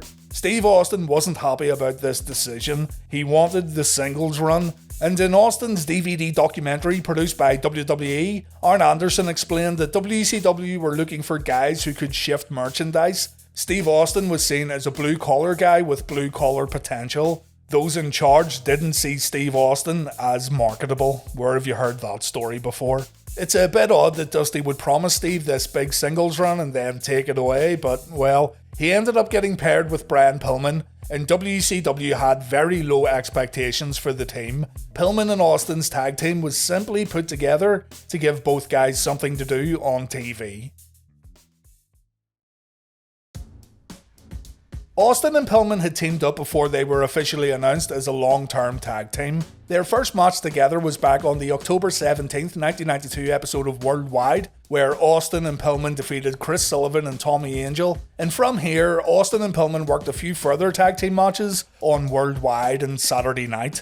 The team was temporarily put on hold as Pillman was also teaming up with Barry Windham, and it wasn't until Windham was about to embark on a singles push towards the NWA title where the tag team of Stunning Steve Austin and Brian Pillman was made official on TV as a long-term deal. Windham cut a promo where he declared his intentions of pursuing the NWA heavyweight belt, while also introducing Steve Austin as Pillman's new official tag team partner. At first, the team was simply billed as Flying Brian and Stunning Steve, and there's conflicting reports about who exactly came up with the Hollywood Blondes name. Austin said it was he and Brian during a conversation on the road, but Raven has also been credited for coming up with the name. Either way, Pillman and Austin would soon become the Hollywood Blondes, but they certainly weren't the first Hollywood Blondes. Buddy Roberts and Jerry Brown were the first tag team to use the name back in the 70s. Rip Rogers and Ted Oates used the name in the Mid-Atlantic territory. And there was a short-lived version of the Hollywood Blondes with Dusty Wolf, maybe better known as Dale Wolf to WWF fans, and Ken Timms. Austin said it was Brian Pillman who decided the team should wear matching outfits, and you get the impression that, in the early days of the team at least, Brian was maybe a bit more enthusiastic about the Hollywood Blondes in comparison to his teammate. When things started going well though, and when Austin realised that he and Brian actually had a ton of chemistry, Steve began coming out of his shell more and more, and the Hollywood Blondes were off to the races. The beauty of the Hollywood Blondes was really how different both Pillman and Austin were. Brian was the brash high flyer, while Austin was the more no-nonsense grounded wrestler. The two played off each other really well to form a highly entertaining tag team that, even though they were heels, they still got fairly popular as time went on. What we'll do here is look at the Blondes' two main rivalries because both feuds let us see different sides to the Hollywood Blondes tag team. First, we'll look at the Blondes versus Ricky Steamboat and Shane Douglas, a rivalry that showed us just how well the team of Pillman and Austin worked in the ring. And then we'll take a look at the Blondes versus the Horsemen. This feud showed us just how entertaining the Blondes could be on the mic, and also, it lets us see what I consider the peak of the tag team. At Clash of the Champions 22 on the 13th of January 1993, Austin and Pillman got a shot at the NWA WCW Unified Tag Team titles held by Steamboat and Douglas. The four men were put in the semi-main spot. They had the longest match on the card, and in my opinion, they done better than the 6-man Thundercage main event. You'll notice that Pillman and Austin didn't have their matching attires just yet, and they didn't have the Hollywood Blondes name. Pillman and Austin cut a pre-match promo also, and the general cockiness of the Blondes hadn't been established yet either. Pillman done all the talking, and it was a pretty straightforward promo. Pillman sure was confident though. The in-ring work during this match was absolutely phenomenal. Austin and Steamboat started things off with a lot of quickness and a lot of urgency. The Champs worked better as a team thanks to their experience, but both Bryan and Austin would gain advantages by outsmarting their opponents, usually by using underhanded tactics. Sometimes it worked, sometimes it didn't, but in between all this you had some great in-ring action that made a lot of people take notice. Pillman and Austin together were incredibly good as a heel tag team. They made the champions look like $1 million. Douglas hits the belly-to-belly on Pillman, but the referee is distracted by a tired Ricky Steamboat. Austin breaks up the cover and he puts Pillman on top of Shane, and when Shane kicks out, the noise inside the Mecca is deafening. Steve decides to grab a tag belt and he smacks Douglas so hard that the dynamic dude gets busted open. The referee disqualifies Austin and Pillman, and the heels decide to give the champs a beating with the tag belt afterwards. Steve Austin said that Steamboat tore into Pillman backstage after this match for hitting him so hard with the belt. A great match here though. Austin and Pillman kept their heat, the babyface champions got some sympathy, and the people backstage at WCW had to notice that they had a very compatible new tag team at their disposal. The rivalry would continue on over the next couple of months. Steamboat and Douglas wanted to get revenge, and so a non-title match was booked on the January 30th episode of WCW Worldwide. This was another fun match, but this time, Pillman and Austin defeated their opponents, and what's more, they got a clean victory too. Sure, they took every underhanded opportunity that was presented to them, but the champions were defeated here, and surely this meant another tag team title match would be on the horizon. Well, there would be another opportunity for Austin and Pillman to win the belts, but due to the nature of WCW's long delays in between taped shows, the follow-up title match wouldn't air until a month later, even though it was taped the following week on WCW Power Hour. Pillman and Austin were defeated in the follow-up match, and they ended up having different opponents at Super Brawl 3. Eric Watts and Marcus Bagwell faced Austin and Pillman at the pay-per-view. But what's interesting here is the fact that by this time, Austin and Pillman were in matching gear. The Hollywood Blondes had more or less arrived, although they weren't announced as the Hollywood Blondes on their way to the ring. You'll notice during this match too that Marcus Bagwell and Eric Watts were no Ricky Steamboat and Shane Douglas. It isn't a terrible match, but it's not as good as the Clash 22 bout by a long shot. The fans booed Eric Watts too, which didn't help matters at all. Gave him a clothesline. Austin lands a second rope elbow drop, and this allows Pillman to score a pinfall victory. Austin and Pillman rolled the cameras after the bout, and following this match, the team went on to WCW Worldwide for another match against Steamboat and Douglas. The tag titles were on the line, and Pillman and Austin won the tag team championships after another excellent match. Douglas and Steamboat stayed in control for much of this bout, but the referee didn't see Austin use the tag belt this time around, and a team who had low expectations end up becoming the NWA WCW Unified Tag Team Champions. After the bout, Brian Pillman said this is the kind of victory that brings joy to the hearts of millions of people, and Steve Austin thanks Douglas and Steamboat for saying this was the last chance Austin and Pillman would get at the gold. Steve says all they needed was one more shot. Austin then calls Pillman and himself the Big Blonde Machine, and this is repeated by Tony Schiavone. Not sure if this was an early name for the tag team. Throughout the 90s, the Big Blonde Machine here, Brian has done. Well, the Big Blonde Machine, they are the... Whatever the case may be, Pillman and Austin debuted their Hollywood Blondes tag team name on the March 27th episode of Saturday Night. The gimmick was now in full effect as Brian and Steve rolled the cameras, they patted each other down with towels, they fixed each other's hair, and they pulled off a nice double splash to end their match, known as the Double Atomic Blonde. The tag team of Brian Pillman and Steve Austin had proven to everyone that they worked well as a team, and they also proven that they had extraordinary chemistry even for being polar opposites in terms of their in-ring styles. Now it was time to show they could entertain and let their characters come through a little more. Before we look at the Four Horsemen rivalry though, we should look at Dos Hombres. Pillman and Austin weren't very eager to give Steamboat and Douglas a rematch for the tag titles. They were left out of a tournament to crown new #1 contenders, but Dos Hombres were part of this tournament. Dos Hombres was originally supposed to feature Steamboat and Douglas under masks, a way for the former tag champs to get one over on the Hollywood Blondes and claim their titles back. Dos Hombres defeated the Blondes on the May 6th episode of Main Event. Steamboat revealed his face afterwards, but Shane Douglas didn't. And that's because Shane Douglas had been fired from WCW. Under the mask, playing the role of Hombre Dos during the TV tapings was Brad Armstrong. And because Dos Hombres vs the Hollywood Blondes was scheduled to take place at Slamboree 1993 following this win on Main Event, instead of using Armstrong again, WCW used the Z-Man Tom Zink to play the role of Hombre Dos, while Steamboat played the role of Hombre Uno. The commentators still said it was Douglas under the mask though. The Hollywood Blondes won their cage match at Slamboree, and maybe the outcome would have been different had Douglas not got himself fired, but, well, it worked out well for Pillman and Steve Austin. Also, Tom Zink said that Steamboat unmasked during this bout to show that it was he who pulled off the dive from the top of the cage, and to also show that it wasn't he who was doing the job and getting pinned. If I'd done that dive off the top of a cage, I'd want everyone to know it was me as well.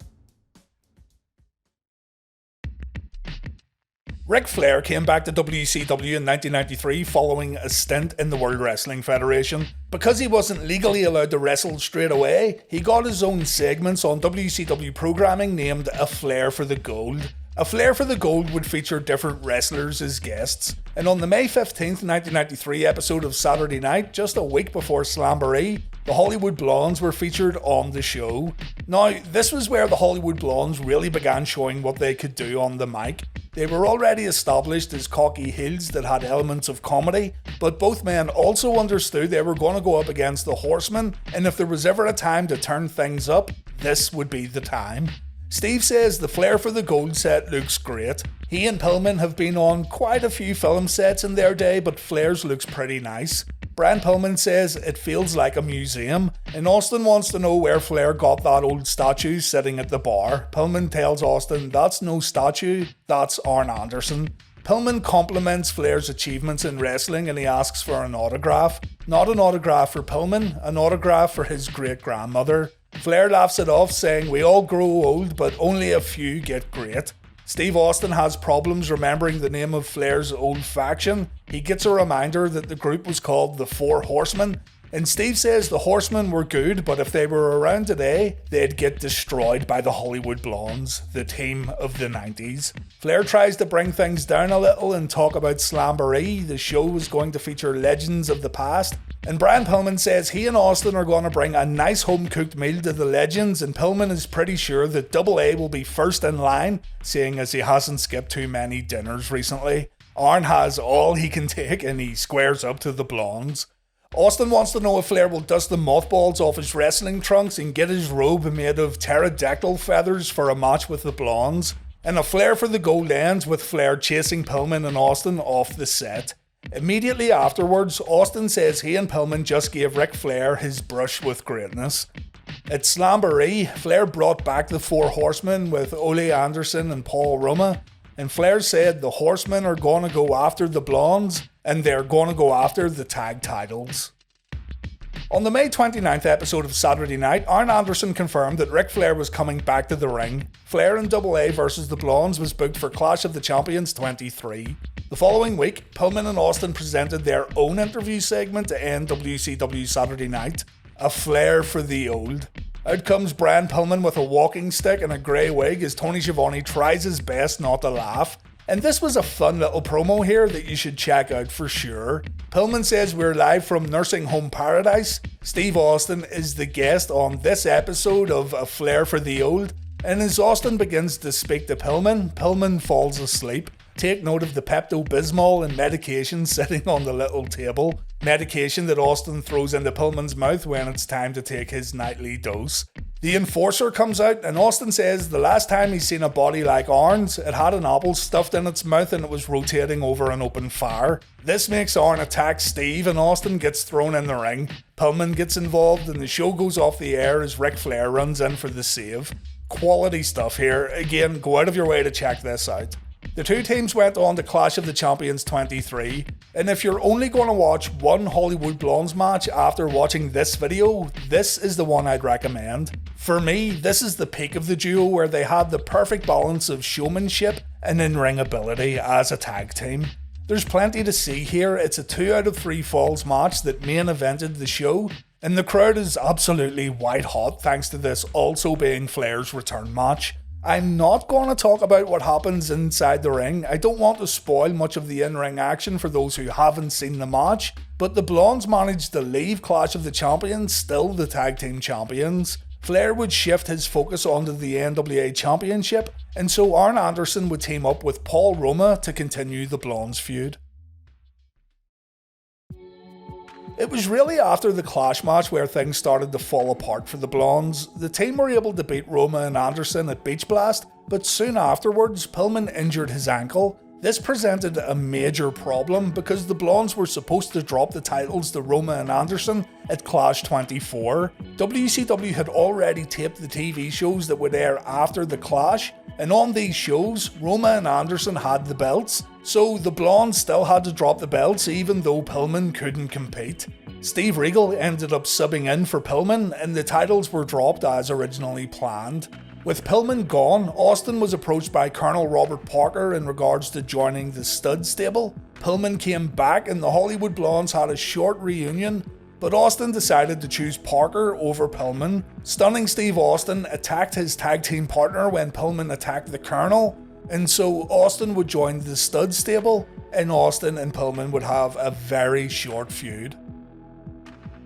So why did the Blondes break up? The team had probably been WCW's most entertaining tag team of 1993. Well, Steve Austin believes it was all political. They were just getting too popular. They got themselves over when they weren't supposed to get over, and someone in WCW who was booking matches and competing in the ring decided to end the tag team. Austin said, "If you're starting to get hot and you're starting to get successful and your opposition is people in the ring who have the book, they're gonna chop your legs out because they'll do whatever it takes to keep themselves on top. We never scratched the surface of what we could have become. The reason we were shut down was because we were getting over and we weren't put together to get over. We were put together to be mechanics for guys to get over on us, and it backfired on them. Ultimately, it backfired on us because they shut us down. Typical BS in the wrestling world. When Brian and I got word that they were going to shut us down, it didn't make sense. It didn't make sense at all because we were a reason for people to come to the show. We both knew exactly what was going on, and Brian was going to go his way and I was going to start my US champion push. They feuded us together and it was okay. We always had great matches together, but when we saw the end, it wasn't exciting, it wasn't fun, it was BS. Brian had a family, I had a family, we needed to support them and we didn't have enough stroke to say, no, you aren't splitting us up, we're staying like this. We didn't have that power yet, but if we both got rooted in a little deeper and we were both further along in the business, I think we would have both stuck to our guns and stayed as a team. It just sucked when they broke us up because we were having so much fun. It was definitely an abrupt end to the tag team, and it's a shame too. There was so much more to see, yet it was all pretty much taken away from fans. And even though the Hollywood Blondes held the tag team belts, it does feel like we only saw glimpses of what they could actually do. For sure though, Austin and Pillman grew as entertainers and wrestlers while in the Hollywood Blondes, with both men getting a lot more comfortable on the mic, and both men putting on show-stealing performances in what could be considered a failing tag team division. Brian Pillman's son, Brian Pillman Jr. and Griff Garrison formed the Varsity Blondes in AEW as a tribute to the original team and a tribute to Brian's late father. Pillman Jr. threw out an idea for Steve Austin to come into AEW as a coach for the Varsity Blondes, making the team do drills and kind of portray this angry manager who would always be waiting behind the curtain to give Pillman and Garrison a mouthful if they ever screwed up. I'm not so sure if that's something Stone Cold would go for, but maybe it was also an answer that Bryan Jr. just gave on the spot. In saying that though, I think it's pretty cool that Bryan Jr. wanted to honour his dad's tag team. It feels like the Hollywood Blondes are sometimes just remembered as that old tag team that Stone Cold was in back in WCW when he had blonde hair. But you're in for a real treat if you haven't seen any of their matches before. I've mentioned a few in this video that you should check out, and hopefully, if you've never seen the tag team of Brian Pillman and Steve Austin before, you'll take the time to watch some of their matches after clicking off this video. But thanks very much for watching this one, guys. I hope you enjoyed it, and take care.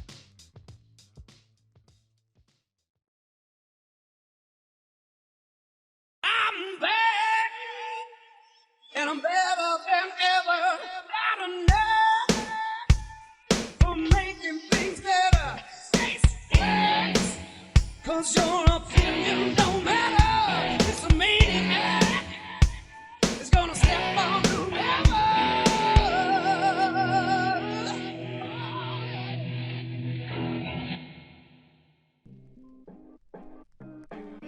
Here's a topic I've wanted to cover on Wrestling Bios for a long time. I thought the Eric Bischoff vs Vince McMahon challenge at Slamboree 98 would have made a good WCW blunder episode, but the more I thought about it, the more I began to realise that this really wasn't a blunder at all. Sure, the end result may have been seen as a disappointment for fans at home, and the whole idea of Eric Bischoff, executive producer of WCW, challenging the chairman of the WWF, Vince McMahon, to a real fight on pay-per-view may have seemed kinda desperate, but really, it was actually quite a ballsy move that could have led to something really big. This whole ordeal shouldn't be thrown to the side and glossed over as another silly misstep by WCW. There's a ton of what ifs we can look at here, and we can dig a little deeper to learn about why Bischoff thought it was a good idea to challenge McMahon to a fight on pay-per-view. So let's get stuck in. This is the story of Eric Bischoff's real fight challenge to Vince McMahon.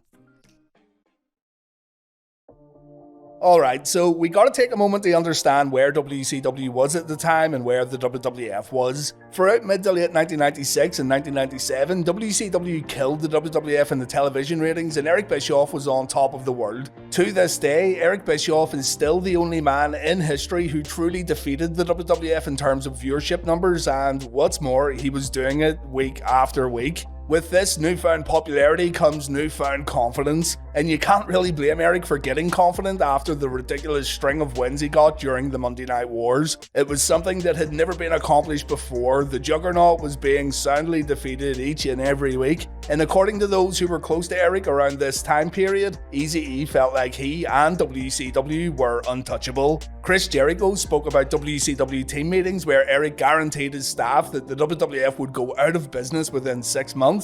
Kevin Nash and Hulk Hogan recall Eric bragging about the same sort of thing during a flight. In short, Eric Bischoff was on top of the world, and he would let anyone and everyone know how great WCW was and how he intended to put Vince McMahon and the WWF out of business.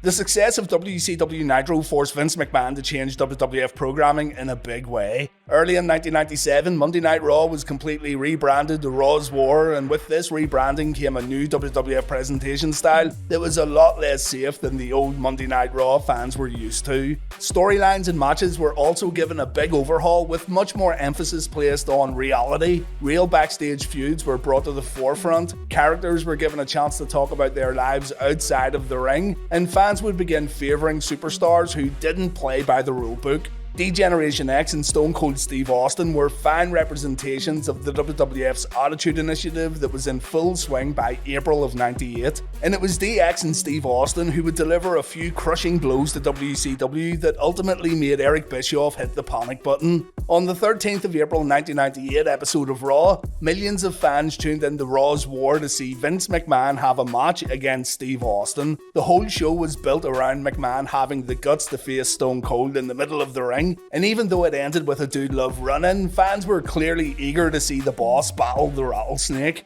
Raw got a 4.1 rating that night, while Nitro got a 4.2. Still great numbers for WCW, but the winning streak had ended and something had to be done. The next week, Nitro bounced back with a 5.1 TV rating, beating Raw's 4.4. This was the Nitro after Spring Stampede 98, and it featured a title match between Hulk Hogan and Randy Savage. Fans watched Hollywood win the world belt once again when Bret Hart gave the Hulkster a little help, and after this happened, Nitro wouldn't win in the ratings for 10 weeks straight. The week after the Hogan vs Savage match, the WWF sent D-Generation X to the Norfolk Scope to try and invade WCW Nitro, and this right here was what led to Bischoff challenging Vince to a fight.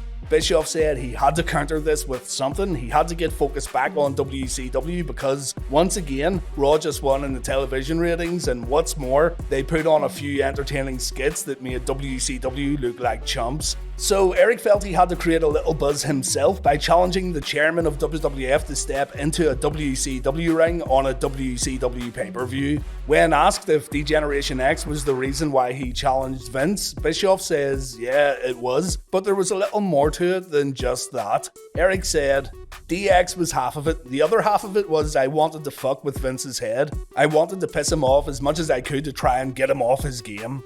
I didn't know Vince at the time. Everybody who I knew who worked closely with Vince at that time said that me challenging him on television would drive him batshit crazy. When you're driving somebody crazy, they don't think clearly. When you get somebody so off their game that they're making emotional decisions instead of strategic decisions, you have the advantage. I thought, okay, everyone around me who knows Vince well is telling me that the challenge will drive him crazy. That's the main reason why I did it. The second part of it was a great way to shove the DX storyline down their throats and stop the whole invasion thing. The May 11th, 1998 episode of Nitro was live from Kansas City, Missouri, and on this very night, Eric Bischoff challenged Vince McMahon to a fight.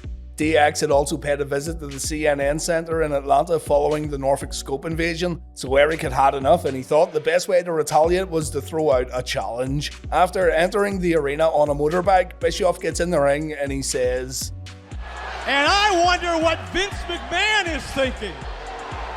You know, because for the last couple of weeks, he's been sending his little wannabes around demanding to talk to moi.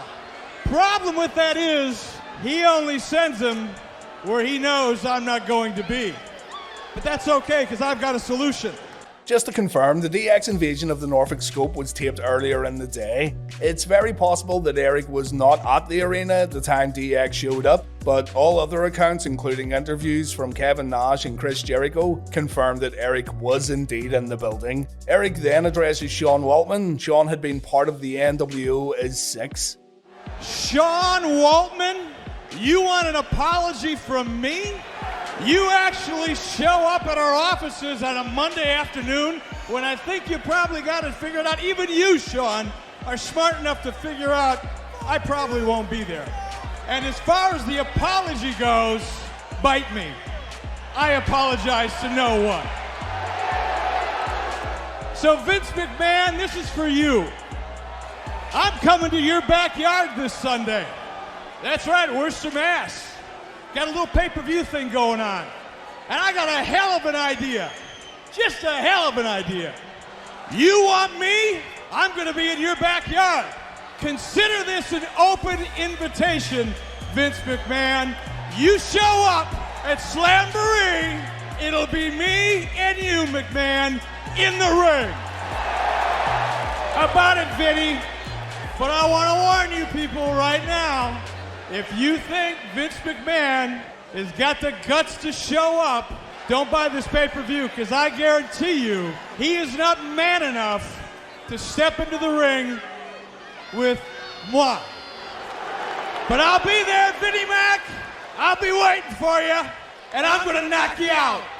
See you there! So there it is, executive producer versus chairman, a potential WCW versus WWF clash happening on pay-per-view, featuring two of the most powerful men in wrestling. Clips of the challenge were repeated during the same broadcast of Nitro, and Bischoff's boys in the NWO felt that Bischoff may have made a mistake because Vince McMahon may have been crazy enough to show up at Slamboree. Jerry Briscoe revealed on his podcast that Howard Finkel had the job of watching WCW Nitro while taking notes. These notes were then handed in at WWF production meetings. Briscoe said, "When they brought in that script and it said Eric Bischoff challenged you, of course it spread across the production meeting like wildfire. Vince was hot, he was hot about it, it was embarrassing to him, but there was no way he was gonna go down there because what good is it gonna do? Vince wanted to go, he hinted like he wanted to go and was going to go, but there was nobody that was going to let him."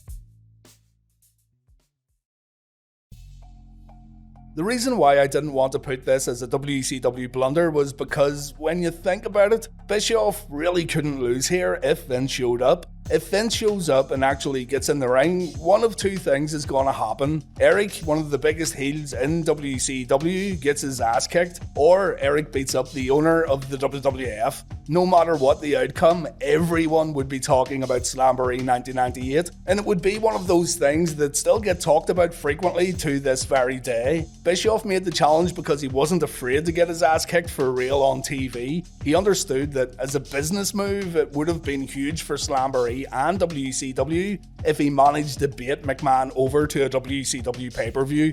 So Eric really felt like he had nothing to lose and everything to gain. Again, it was a ballsy move. The worst case scenario did end up playing out unfortunately, but the intent was there on Bischoff's part, and that's why I think it really shouldn't get thrown away as another bad WCW idea. Desperate perhaps? Yes, but still ballsy and still entertaining. In all fairness too, McMahon isn't going to show up and help a WCW pay-per-view get more buys. Not showing up at all also helps to make Eric look a little more foolish, but I firmly believe if Vince had a crystal ball and he knew he'd end up owning WCW a few years later, then he would have made an appearance. McMahon appearing at Slamboree to fight WCW's head honcho could have been a legendary moment in the Monday Night War, and Vince could have gone back to Raw with nothing but bragging rights. But it wasn't meant to be. I don't know, it's your call really. You can see the pros and cons, and to be fair, you can see why McMahon not showing up was maybe more sensible at the time. Anyway, Eric said,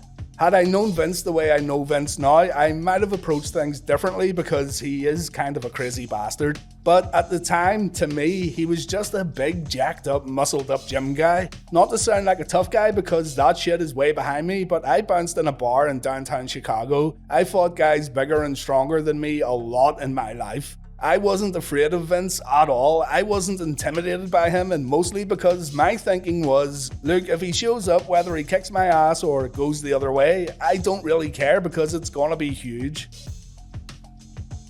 Most people remember the challenge on Monday Nitro, but we heard more from Eric on the episode of Thunder just before Slamboree. Now, in researching this whole challenge, I've read many times that Slamboree was a big bait and switch. Bischoff knew that McMahon wasn't going to show up, yet he still went ahead and tried to build this thing like it was actually going to happen. Well, on Thunder, Bischoff flat out tells fans that McMahon will not show up by reading a letter he received from McMahon's lawyer, Jerry McDivitt.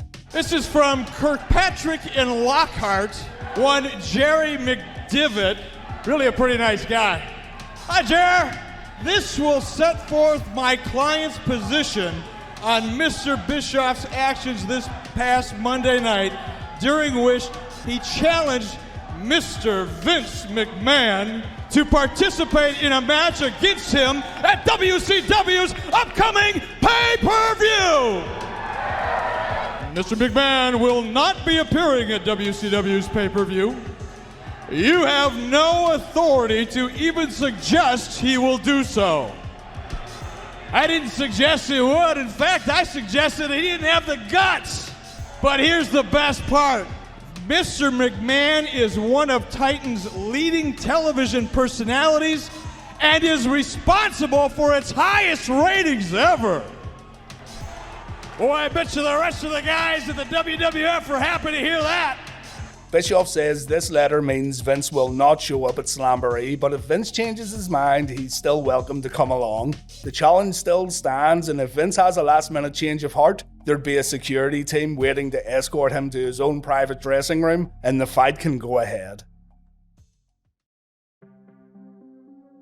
We arrive at Slamboree on the 7th of May 1998, and WCW would build up the possible McMahon vs Bischoff fight throughout the whole pay-per-view. Head of security Doug Dillinger was shown looking for McMahon at the beginning of the show, and we also get a look at Vince's backstage pass should he decide to show up. The Vinimac cam then picks up a white limousine heading towards the arena. It parks up and Dillinger goes to investigate, but it's confirmed that McMahon isn't inside. Tony Schiavone says if Jim Ross hops out carrying some bags, then we know Vince has arrived at Slamboree. Absolutely savage. At the doors, security were given a printout that could help them identify McMahon. There's also pictures of Steve Austin and DX visible on the printout, and WCW even took over the arena security cameras to keep an eye out for Vince McMahon or any other WWF personnel who may show up. We even see the door of the private locker room Bischoff had made up for McMahon should he show up, and they poke fun at McDivitt's letter by putting the reason for the ratings between Vince McMahon's name.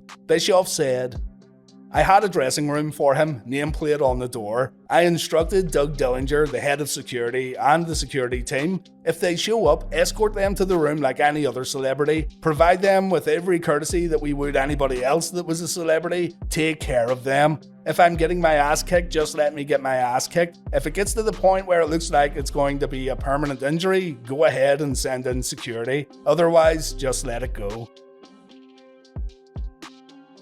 Michael Buffer introduces Eric Bischoff first of all. Eric comes out looking ready to fight. Buffer then introduces Vince as the man who considers himself the most important star in the WWF, and of course, Vince doesn't show up.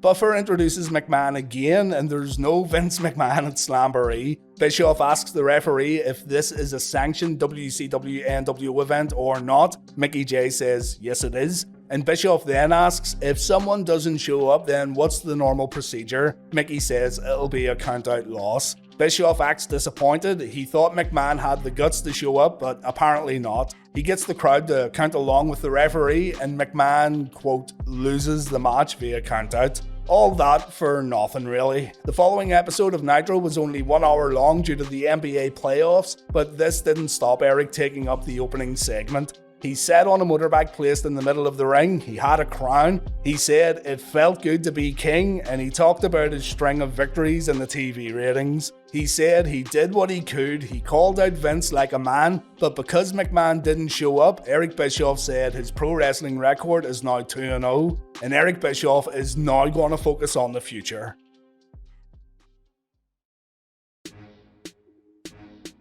So, in the end, the colossal battle between the WWF and WCW did not happen at Slamboree. Jerry Briscoe and Bruce Pritchard said McMahon wanted to fight Eric. Vince Russo said McMahon decided to attend Stephanie's college graduation instead. Whatever the case may be, the ending to McMahon vs Bischoff at Slamboree didn't come across all that well, and the countout finish was not what anybody wanted to see. Years later though, Vince McMahon and Eric Bischoff would indeed have a wrestling match, and that match took place on WWE Raw. Bischoff had already had matches with Jim Ross, Steve Austin, Trish Stratus, and even Shane McMahon after getting hired by World Wrestling Entertainment, but Bischoff and Vince McMahon finally met in the ring on the 23rd of February 2004, and guess what? There was no official winner. Bischoff was, in storyline, worried about the match. He got a pep talk from Steve Austin, and Eric gained enough confidence to talk about the fantasy he has that involves Stamford and Stephanie McMahon. Vince hears everything, and that confidence Eric had quickly leaves him behind. Vince says this battle tonight could be considered a fantasy, but the fact is, it's gonna be a reality. Still, Austin would try to build Eric back up.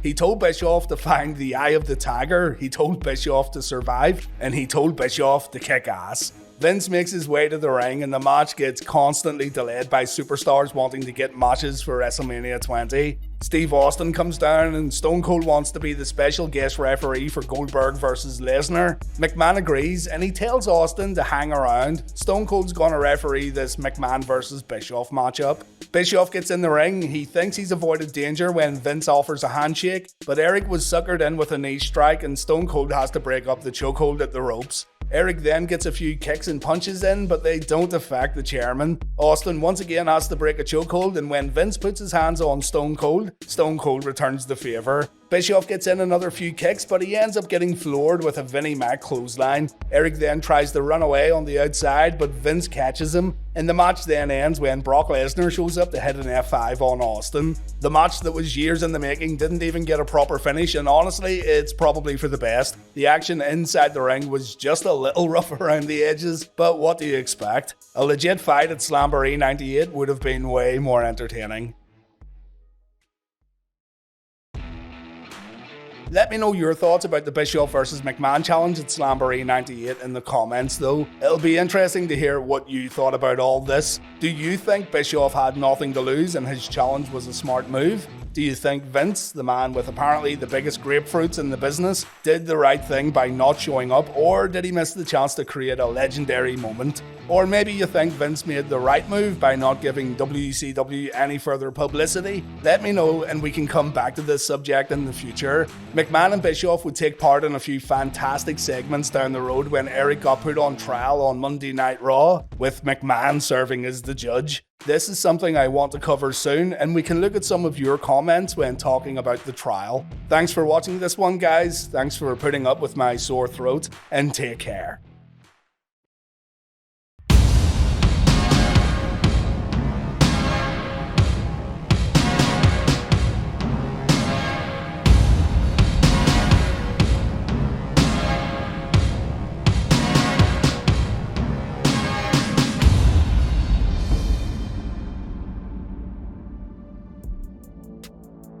WCW Starrcade 1993 marked the end of a pretty abysmal year for WCW. While there were highlights sprinkled throughout the year, and while a few good matches can be found, 1993 is considered by many to be one of the worst years in WCW history, and a lot of that has to do with changes happening backstage. Bill Watts was making mistakes. Decisions he made inside WCW and comments he made outside of the organisation were pretty unfavourable, to say the least. And so, just like any company, shit rolls downhill and everyone ends up affected when there's problems at the very top. After Bill Watts resigned, one of the things TBS executive Bill Shaw said in a company-wide meeting was that WCW had to reform and become a television company, not a wrestling company. And so eventually World Championship Wrestling's day-to-day operations wouldn't get overseen by wrestlers. And this of course leads to Eric Bischoff eventually getting the job as executive producer at WCW. And the company then goes through a big reform, with television production being at the forefront. With all this going on behind the scenes, the viewer, the customer of WCW who pays to see the end product, and the one who chooses WCW as an investment of their time, is the one who ultimately gets affected. And what WCW presented throughout most of 1993 was enough to make viewers simply switch off the TV, never to return for more. To be fair also though, wrestling just wasn't as hot as it was before. It wasn't like the WWF were breaking records with their programming, but still, WCW could have done a whole lot better in 1993. As bad as things were though, the very last match on the very last pay-per-view of the year was a real highlight. Many would consider it a legendary landmark moment in WCW history, and I personally would agree with that statement. After a questionable year in terms of creative decisions and a few pretty lackluster matches, Nature Boy Ric Flair captured the hearts of WCW fans when he wrestled WCW champion Vader at Starrcade, ending 93 on a high note and doing something that WCW struggled with throughout the whole year: getting fans emotionally invested in a match and reminding fans why they loved wrestling in the first place. Today we're going to take a look at Vader vs Flair in the build up to Starrcade 1993, and a big thanks to Patreon supporter Cheesley for requesting this video.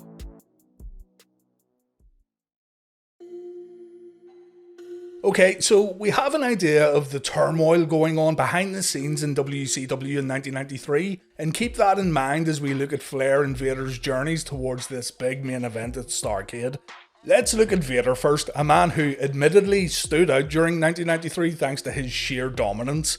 Big Van Vader entered 1993 as WCW champion, and he remained champion throughout the year. He did lose the championship in March to Sting, but Vader regained the title 6 days later. And from here, the big man would mainly feud with Davey Boy Smith, Sting and Cactus Jack, with the Cactus Jack matches in particular showing fans how ruthless Vader could be. His intimidating presence and his no-nonsense, violent style of wrestling made him a fantastic heel character, and even though he had to partake in silly vignettes from time to time thanks to WCW being WCW, Vader still maintained his threatening aura, which is a testament to his overall wrestling character. Vader felt unstoppable. It took something really special to top Big Van Vader, and even then, Vader would usually come back days or weeks later and get revenge. Defeating Vader would be a difficult task, and it would take someone special to finally dethrone Vader for good. Nature Boy Ric Flair had a strange year in 1993, and really, Rick is going to have more focus in this video because what happened with the Nature Boy is way more interesting. He started the year working for the WWF, but Vince McMahon's immediate plans didn't see Ric Flair as a main eventer as the year progressed. Vince wanted to begin pushing his younger wrestlers, and Rick didn't fit into this category.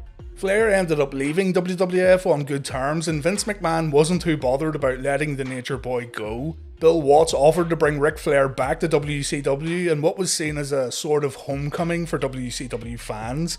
I should mention though that it was Ole Anderson who was in charge in the interim when Flair eventually returned to the company. And I should also mention that Flair admitted that leaving the WWF in 1993 would turn out to be one of the biggest mistakes he ever made. The Nature Boy would end up regretting his decision thanks to how things would turn out in the years that followed, but we'll come back to that later. Anyway, when Rick came back to WCW, he still had to abide to a no-compete clause. He was unable to wrestle upon his triumphant return. Wanting to capitalise on having Ric Flair back on WCW television, it was decided that Flair would host his very own talk show on WCW programming, A Flair for the Gold. The Flair for the Gold segments were quite extensive and they took up a good portion of airtime. Rick would interview heels and babyfaces with Fifi the maid helping out. We would sometimes see Rick's old buddy Arn Anderson sitting at the bar included on the set. And I know some hardcore WCW fans don't care much for these segments, but I challenge fans to go back and watch these segments today, while also watching everything else going on during a WCW show before and after. A Flair for the Gold may not be Piper's Pit, but when you see everything else going on in WCW during this time period, they turn out to be decent segments sandwiched between a whole lot of nonsense. The Four Horsemen were back in action by the time Clash of the Champions 23 came around in June of 1993, the Four Horsemen that included Paul Roma. Flair and Anderson would have an incredibly entertaining 2 out of 3 falls match against the Hollywood Blondes at the Clash show, and this one went a long way in showing fans that Ric Flair still had a lot to offer inside the ring. Flair would go on to Beach Blast where he faced NWA champion Barry Windham in a match that seems to have fans split. Some liked it, some didn't. But Windham was working with a bad knee here also, so keep that in mind when watching it back. I should mention too that the NWA World's Heavyweight Championship and the WCW Championship were both active during this time period as separate titles. Vader was still WCW Champion. 2 months after Flair beat Windham, WCW withdrew from the NWA. The title belt was kept and the company renamed it to the WCW International World Heavyweight Championship.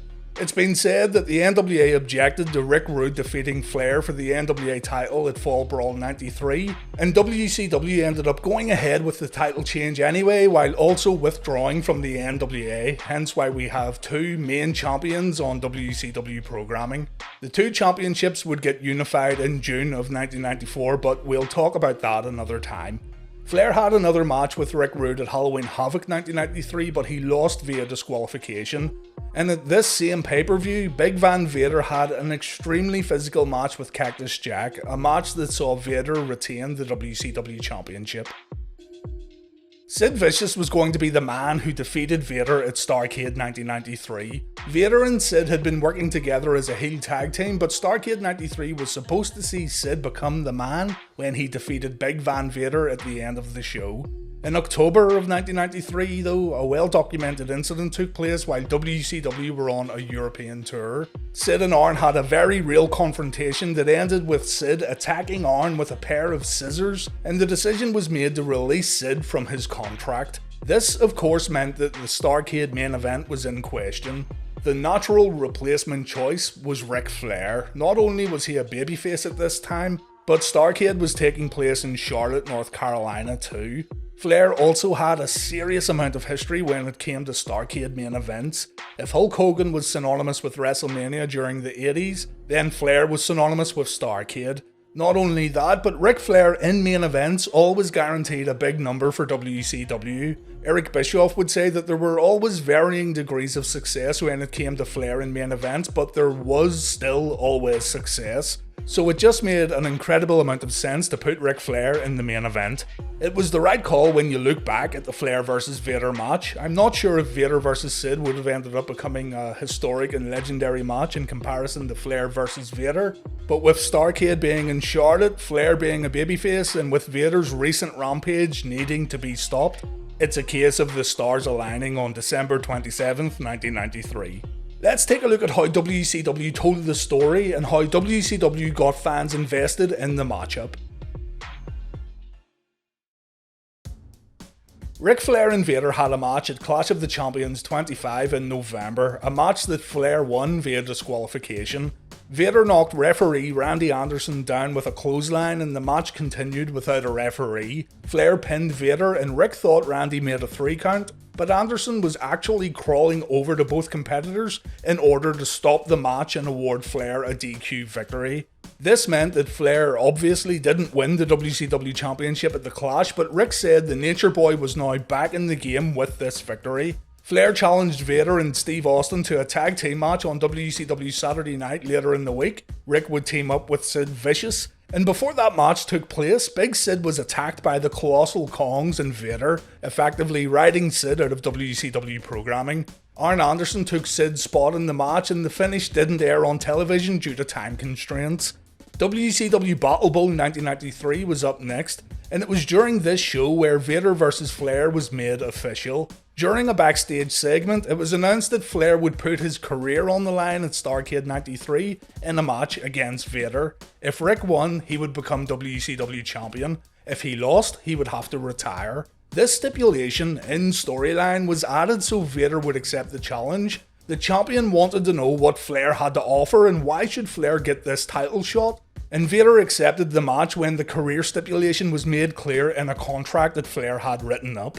During the Battle Bowl main event, Flair was eliminated from the Battle Royal thanks to Vader. Vader decimated the 10-time world champion so badly that the Nature Boy couldn't continue. And so WCW would start promoting Flair vs Vader in the weeks running up to Starrcade. For the first few weeks, the two competitors were kept apart. The 11th of December episode of WCW Saturday Night featured a promo where the big man said Flair isn't man enough to beat him, while in the main event of the show, Flair defeated Cole of Harlem Heat, better known as Booker T. After the match, Flair cut a promo where he said all he ever wanted to be was the best. The Nature Boy talked about his history at Starrcade shows and how much the world title meant to him. At Starrcade 1993, Flair was going home to Charlotte and he was taking the title away from Vader. The following week on Saturday night, WCW aired a video that briefly looked at Flair's Starrcade history, while Vader absolutely decimated a job guy. After the match, Vader told Flair to bring his friends and family to Starrcade so the Nature Boy can get embarrassed in front of his nearest and dearest. Ric had talked about making his children proud a few weeks prior, and so Vader issued an open invitation for the Flair family. We arrive at Starrcade 1993, the title versus career match. You don't need to watch the last few weeks build up at all to understand the story WCW was trying to tell here, as the show opens up right away with a Flair tribute video. We see a young styling and profiling baby Flair, we see news clippings from his well-documented plane crash, we see Flair rising up the ranks and winning the NWA Championship on multiple occasions, but then Vader screams over the footage and we see the champ doing what he does best, destroying people. Before the opening match, we see footage of Vader and Harley Race arriving at the Independence Arena earlier in the evening, and we also see Vader working out in the ring. We then cut to live footage of Flair saying goodbye to his family at home. Mean Gene Okerlund is going to travel to Starrcade with Flair in a limousine, and after Flair leaves, we get a brief interview where Ric admits that he's worried about tonight. He has to prove to himself that he still has it. Inside the limo, Flair says he knows what Vader is all about. He knew what Vader was about when he signed the contract, but if Flair's going to be the man, he has to beat the champ tonight. After the opening Starrcade match, we see more footage of Flair and Mean Gene travelling to the arena, and Flair talks about how tough it would be if he had to leave pro wrestling. Mean Gene thanks Flair for his career so far, and Okerlund wants Flair's career to last forever. Flair says he isn't going anywhere. He comes across as worried, but he's ready for tonight. These promos with Flair at home and Flair in the limo were done really well, I thought. It added a lot to the main event and it tells the story of the match. It does a good job of letting us know where Flair was mentally heading into what could be the final match of his career. Vader looks great on his way to the ring and he's looking as threatening as ever. Ric Flair gets the big Charlotte pop and once inside the ring, you can see he's getting emotional. A loud Flair chant then breaks out. In unison, they chant Flair. And once the two men eventually lock up, Vader shoves the Nature Boy and Rick gets sent to the opposite side of the ring. Rick gets wide-eyed as he goes in for another lockup, and once again, Vader shoves Flair down like the Nature Boy was nothing. This isn't the confident styling and profiling Flair we all know. There's a lot on the line here and Flair is trying to keep it together. Flair then gets shoved out of the ring, but he manages to get back inside before Vader. Randy Anderson stops Flair from trying to get an advantage though when Vader climbs back inside the ropes. Finally, Vader is able to land some strikes and the champion establishes control. Flair screams as Vader puts pressure on the wrist and a short arm clothesline floors the Nature Boy. Vader holds onto the wrist as Harley Race shouts at Flair that this is what the Nature Boy wanted. But then the crowd gives a huge pop when Rick throws Vader into the corner and we see some knife-edge chops. Only problem here is that they don't affect Vader a single bit, and Flair again gets shoved to the mat. Rick slides out of the ring to rethink his battle plan. He gets back inside and Vader beats Flair up so badly in the corner that Rick has to cover up and just hope that his opponent stops for a break. Rick takes a press slam and he once again goes to the outside, only this time Vader follows him. Rick gets dropped across the guardrail and Vader asks the fans in attendance, who's the man?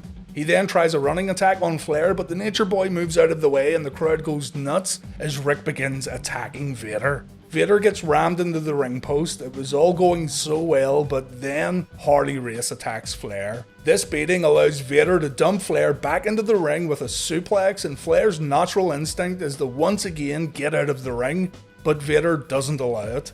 Flair takes another suplex from the apron, and it looks like Flair has absolutely no chance of winning this match. Vader takes his time attacking Flair in the corner again, and we end up seeing the corner bump. Rick falls to the outside, and Harley Race is right there waiting for the referee to turn his back. Race doesn't get a chance to attack. Instead, Vader delivers a hard forearm to the face back inside the ring. More hard shots in the corner, more clotheslines, more right hands. Vader's completely destroying Ric Flair here, and the crowd have gone pretty silent. Rick gives the audience a bit of hope with a few chops, but Vader puts his opponent right back down. Vader slams Rick to the mat and all his body weight follows. A middle rope clothesline makes Rick double check that his nose isn't broken, and Vader taunts the Charlotte audience before heading up to the top rope. Rick avoids a splash and he tries going up to the top rope himself, and he lands a forearm. He goes up again. You think he's going to get launched off the top as normal, but no, Flair lands another aerial attack, although to be fair, he barely touched Vader. Tony Schiavone even mentions this on commentary. And one more time, Flair connects with a top rope forearm. The crowd enjoys this offensive flurry, but Vader puts an end to it after Rick lands a knee drop. The champion strikes Flair with another clothesline and he screams, "It's over," as Flair gets perched on the top rope. Vader delivers a superplex that could have ended the match, but he doesn't cover Flair afterwards. Jesse Ventura on commentary says that this is a mistake, while Schiavone says Vader wants to continue embarrassing Flair. Rick gets another chance when Vader misses another splash, but the challenger gets put right back down. Vader doesn't cover Flair, he instead throws him out of the ring where Harley Race gets in more cheap shots. The crowd begins another loud Flair chant as Vader tries to bust his opponent's face up, and Rick uses the crowd's energy to fight back. But as expected, Flair gets shut down and the crowd are forced into silence once again.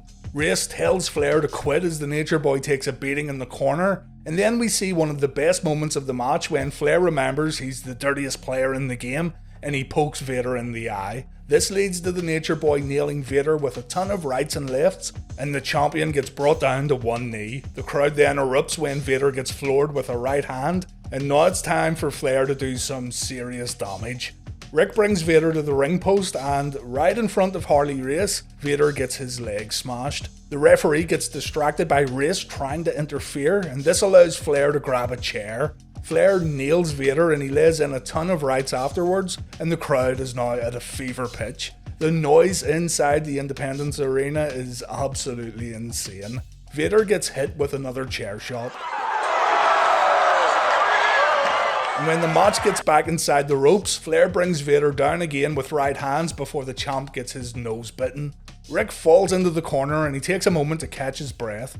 And from here, Slick Rick begins working over the leg. When Rick eventually goes for the figure 4, the crowd get ready to see a new champion crowned at Starrcade, but Vader manages to stop Flair, leading to the big man going upstairs for a Vader bomb that Flair manages to avoid.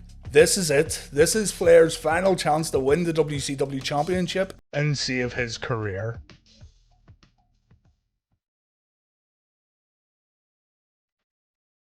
Rick locks in the figure 4 and the arena explodes with excitement. Harley Race gets on the apron and Harley's distraction leads to Vader getting locked in the figure 4 longer than necessary. Vader had already made it to the ropes. The hold gets released and Flair ends up taking a big boot from a cornered Vader. And once again, Vader goes to the corner for an aerial attack. This time Vader goes all the way up for a Vader salt, but Flair moves out of the way. Rick covers Vader, Vader kicks out, and Harley Race falls on top of Vader from the top rope. His plan of interfering in the match completely backfired. Rick then chops his opponent. Vader manages to stop Flair in his tracks, but Flair quickly wakes up and he takes Vader down by grabbing the big man's foot. Vader's knee buckles up, and Flair pins Vader to win the match and win the WCW Championship.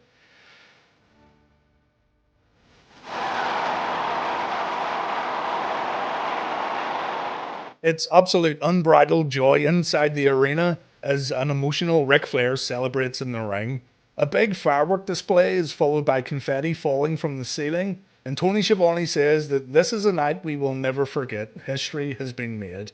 Rick gets out of the ring and he walks back up the ramp. He turns around to wave at the crowd before heading back through the curtain. We then go backstage after the replays and Vader has completely lost it. He beats the shit out of some lockers and he screams that he wants his title back. We go back to the arena and Flair has come back out to wave at the fans. And you can see here that Vader has done some damage to Flair's face. It looks like Vader has knocked out a tooth also. In Ric Flair's book, he talked about how Vader completely whaled him during this match. And Rick had to give just as good as he got. And you'll notice that happening after Flair uses the chair. Anyway, the show ends with Rick being interviewed backstage with his family. Rick says he didn't bring the fight to Vader, Vader brought the fight to Rick. Tonight is a big deal for the Nature Boy because his family is at TV with him for the first time, and Rick begins to cry as he thanks the fans for coming out tonight and showing their support. Sting shows up and he calls Ric Flair the greatest world champion ever, and Ricky Steamboat also pays homage to the Nature Boy by shaking his hand and calling it an honour to stand before Slick Rick. Mean Gene gets Rick's final thoughts, and all Flair can say is, he's a very fortunate man.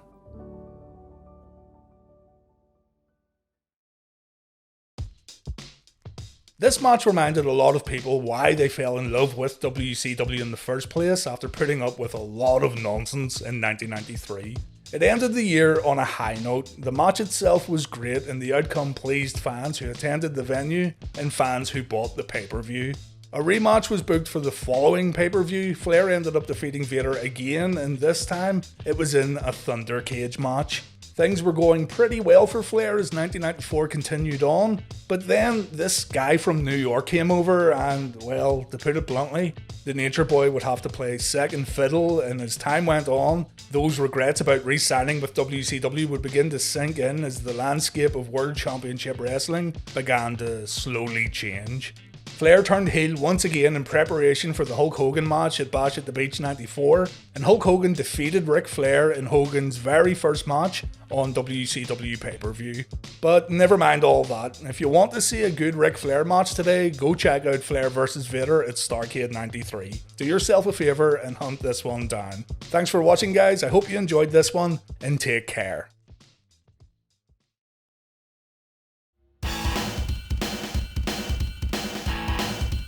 Everyone loves bad gimmicks in wrestling, and WCW had some of the most ridiculous gimmicks in the history of our great sport. Coming up with characters and making everyone feel unique has always been just as important as what happens in the ring. I mean, if everyone looked the same, talked the same, had the same entrance music, and wrestled the same, things would get pretty boring pretty fast. So a wrestler's persona becomes a key ingredient for success. Promoters and even the wrestlers themselves can sometimes get it wrong though. Maybe they're out of touch, maybe they're thinking about it too hard. It could be a punishment or a rib, or maybe they've convinced themselves that whatever dumb gimmick they're trying to push on the fans is absolutely awesome, and it's us fans who need to wake up and recognize greatness when it's right in front of our faces. Either way, some ridiculous characters have made it to our screens thanks to WCW, and today we're going to take a look at a bunch of these gimmicks and we'll try to pinpoint what went wrong, although I believe most of these will be painfully obvious. So let's get started. Here's some truly awful WCW gimmicks, and do keep in mind we're talking about the gimmicks here and not the men portraying the gimmicks. Some of these guys are great in the ring, but this video focuses on characters.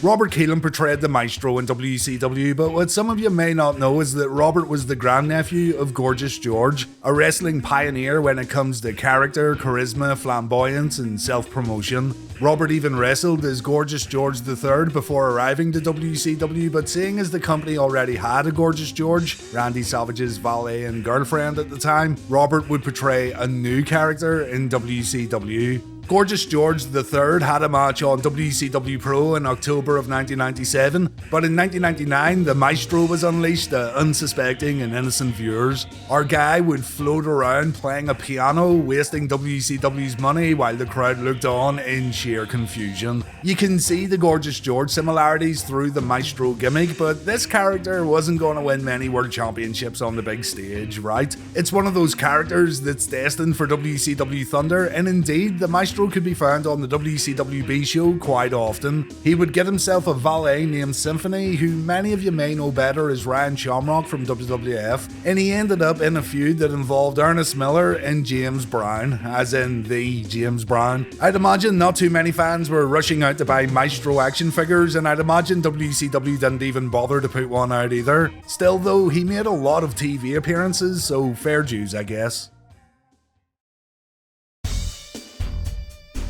Even to this day, I really don't think Brad Armstrong gets the recognition he deserves. He's one of the most underrated and underutilized talents in pro wrestling history. Brad was given quite a few questionable gimmicks, but none were as infamous as Arachnoman. Imagine a bootleg Spider-Man action figure that's been altered just enough to avoid a lawsuit, and you've got Arachnoman, a yellow and purple version of Marvel's web-slinging superhero that was supposed to appeal to very young viewers or very dumb old viewers. This blatant copying of a very well-known superhero didn't go unnoticed by Marvel's legal team, and the comic book giant threatened to sue WCW for copyright infringement unless Arachnoman ceased to exist on WCW television, and he took his ass back to Web City. Yes, he was billed from Web City. It's kind of funny really. The creative forces behind WCW really thought that changing Spider-Man's colours and changing his name would be enough to avoid legal trouble, and it's also funny that they thought a Spider-Man clone would make for a good wrestling character.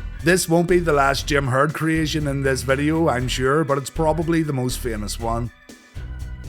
Many people have real trouble separating Disco Inferno the wrestler from Glenn Gilberti, the man portraying the character. Personally speaking, I like the Disco Inferno character, and he's nowhere near as bad in the ring as what people make him out to be. He's no Bret Hart or Ricky Steamboat, but watching Nitro every week and watching the pay-per-views all over again for reliving the war has made myself and a lot of viewers break out of the echo chamber and realise that the popular narrative sometimes isn't true if you actually take the time to go back and take a closer look. I like the gimmick for how ridiculous it is, but it's also a gimmick that just doesn't sound right in a pro wrestling environment. As a matter of fact, it sounds absolutely terrible because it is terrible. Take Glenn out of the equation completely and think about it. A guy in the 90s obsessed with disco, a guy who wants to bring 70s disco dancing back to the masses while dressed like John Travolta from Saturday Night Fever. He struts, he dances, he has his own disco albums, he had a disco ball lower down during his entrances, he tried to get with the times by joining the Wolfpack and later the Filthy Animals, but he could never get truly accepted because he was a goofball. It's actually remarkable that the Disco Inferno gimmick lasted throughout the entire Monday Night War period of pro wrestling, and I think a lot of that has to do with how Glenn portrayed the gimmick. There was a time when people understood that the character wasn't supposed to be taken seriously, believe it or not, and there were numerous times when fans got behind the Inferno.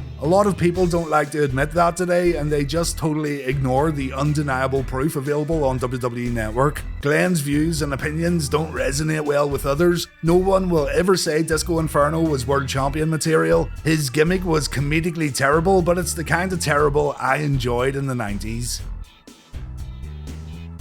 This is more of an NWA gimmick, but I couldn't put this video together without including Lasertron. Hector Guerrero hasn't had much luck when it comes to characters, with the Gobbledygooker becoming one of the biggest jokes in WWF history. But before the Gooker hatched from his giant egg, Hector portrayed Lasertron, a gimmick based on laser tag. Yeah, the 1986 toy where you and a friend put targets on your bodies and you run around with laser guns trying to shoot each other. Lasertron would have one of those targets on his chest, he'd wear a mask that had little antennas, and yeah, sometimes he'd carry a laser gun. It completely falls into that same category as Arachnoman, really, you know? Kids love this shit, let's make a wrestler out of it. And again, like Arachnoman, it's a good wrestler getting stuck with something that's designed not to last too long. Now, to be fair, if you go back and look at comments from fans who enjoyed NWA wrestling on the Superstation, you'll see quite a few folks who enjoyed Lasertron, and Hector did introduce a lot of fans to Lucha Libre style wrestling, but the concept of the gimmick is still pretty ridiculous. Sorry, Lasertron marks. It's kind of like one of those AI art programs that combines two opposite things to create monstrosities. Let's try it out actually.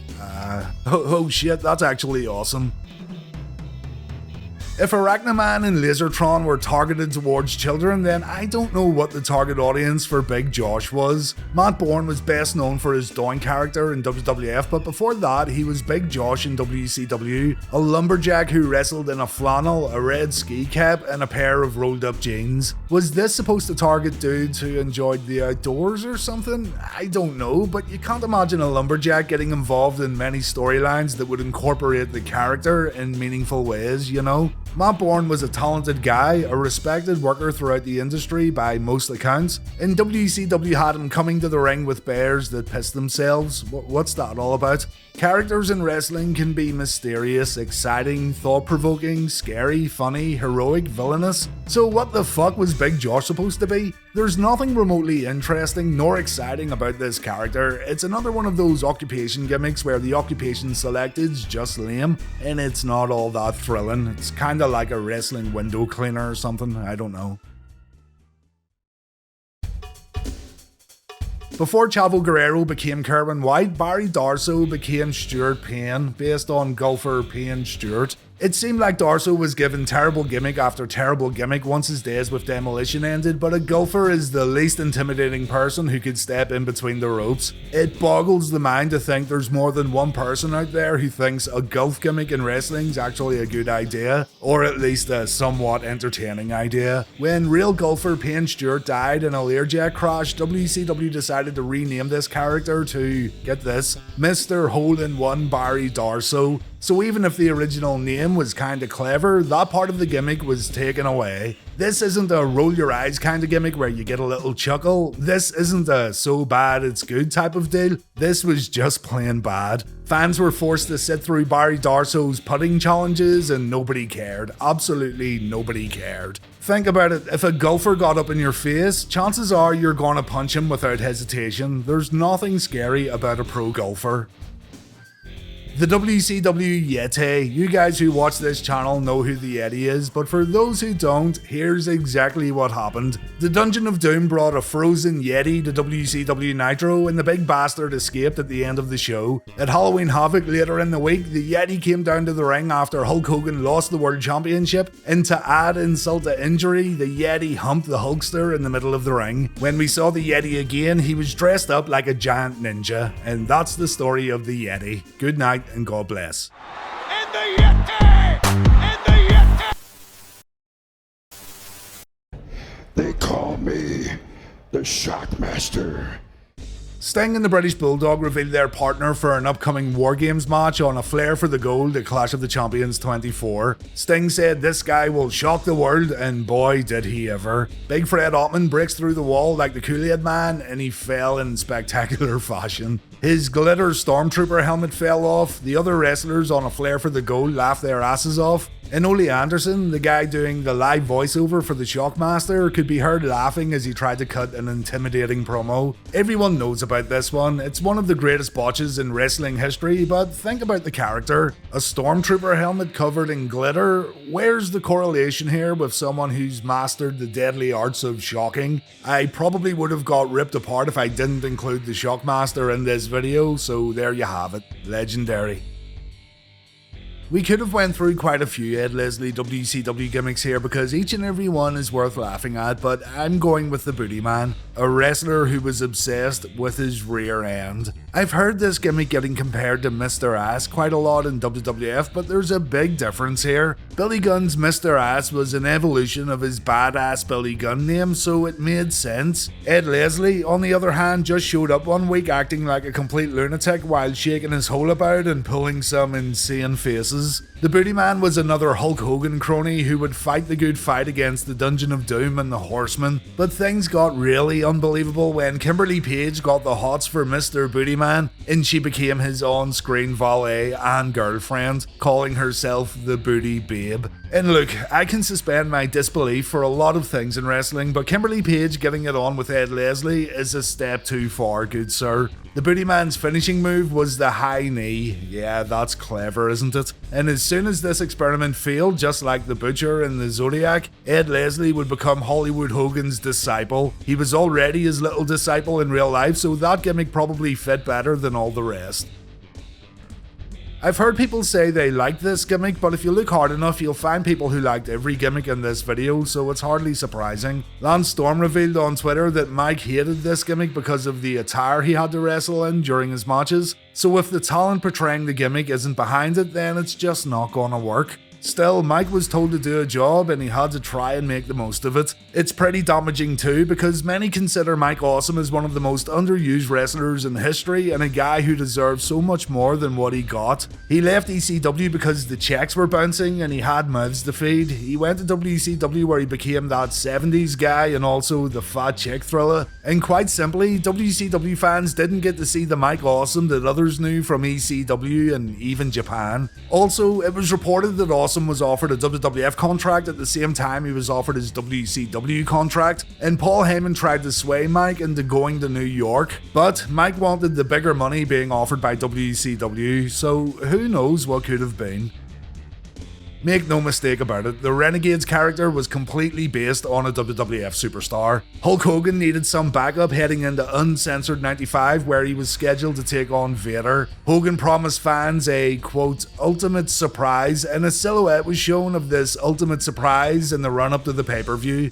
To be fair, Hogan did say his name was the Renegade, but there may have been younger fans who were maybe still unsure. At Uncensored, the Renegade made his proper WCW debut, and yeah, it's a bad take on Jim Hellwig. The general look, the mannerisms, the theme music, it's like your parents saying, "We have got the Ultimate Warrior at home." The Renegade was chewed up and spat out in terms of both his association with Hulk Hogan and his status in WCW. He would get a couple of pay-per-view matches and a few Nitro appearances, but he was soon relegated to the C shows, and eventually he would become nothing more than a job guy on Monday nights. Gimmicks that rip off other characters have actually worked in the past. Demolition ripping off the Road Warrior springs to mind, and of course there's always the whole Nature Boy fiasco, but the Renegade in WCW felt like a cheap ploy.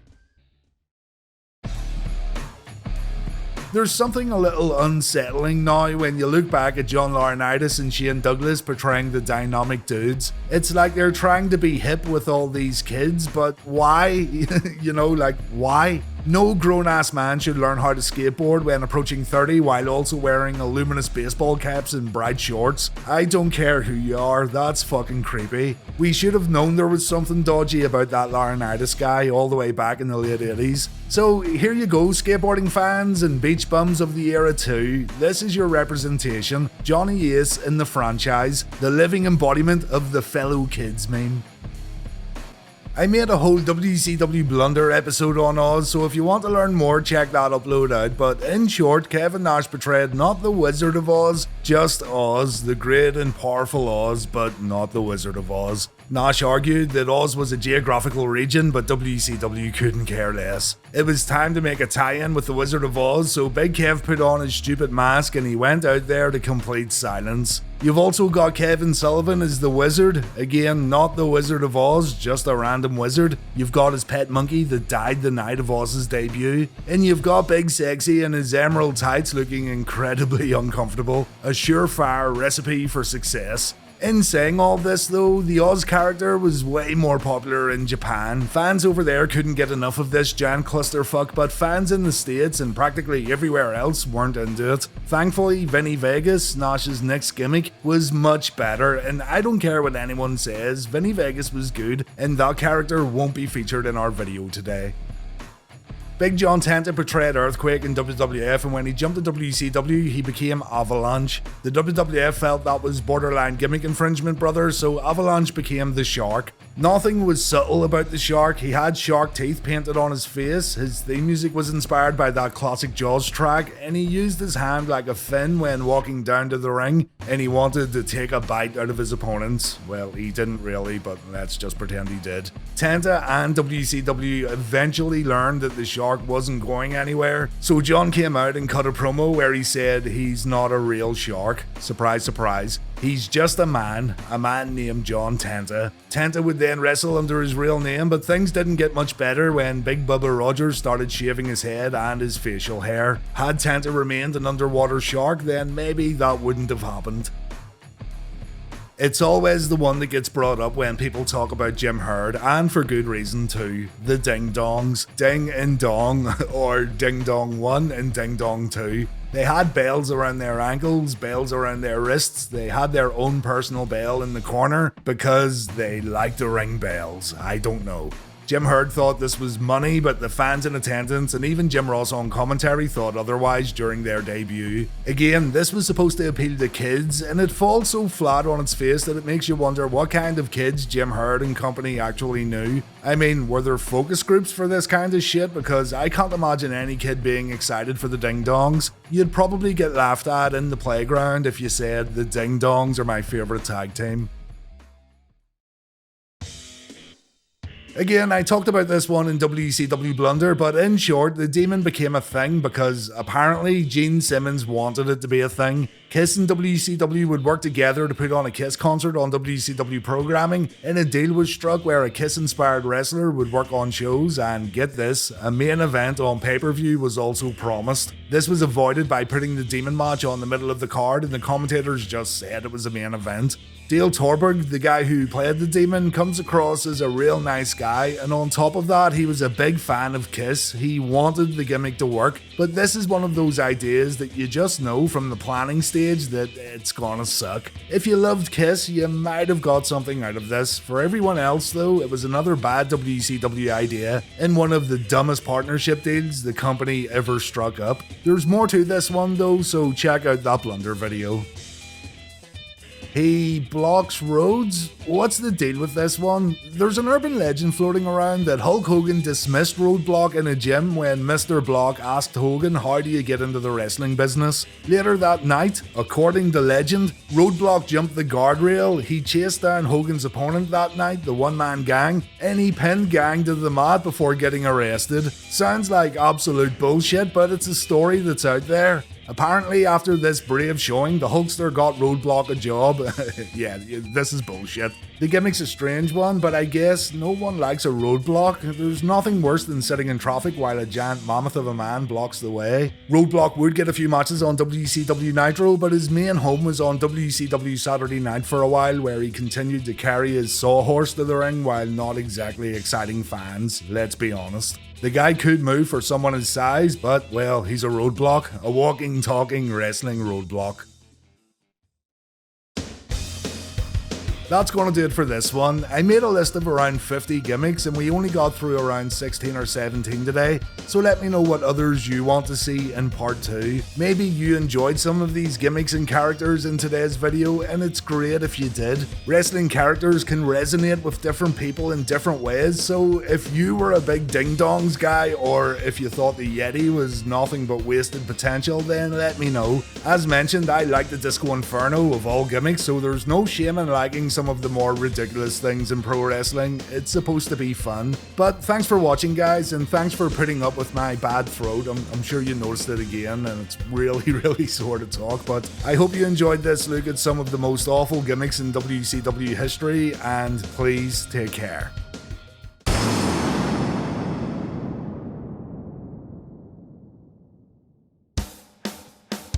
Going back and watching Hulk Hogan's pre-NWO days in WCW is really fascinating to me. Hulkamania was synonymous with the World Wrestling Federation throughout the 80s and early 90s, and the WWF's main event scene was built around Hogan during a period of significant company growth. For many, Hulk Hogan joining WCW and wrestling for what many diehards saw as the enemy was both shocking yet very intriguing. While Hogan was dominating the WWF with similar larger-than-life superstars, WCW fought to maintain a sense of tradition. It didn't always work out that way because there were people in charge who wanted WCW to become more WWF-esque, but the purest of WCW fans generally enjoyed a no-nonsense wrestling show without cartoony and over-the-top characters. For many NWA and WCW fans, the WWF was seen as a company that presented kiddie wrestling shows, and, you know, to a certain extent, those WCW fans were right. We shouldn't overlook the fact that WCW's biggest babyface at the time wore colourful tights, had his face painted and referred to his fans as the Little Stingers, but still, generally speaking, the WWF did seem to specifically target the young demographic, while WCW would put on matches that an older audience would maybe appreciate too.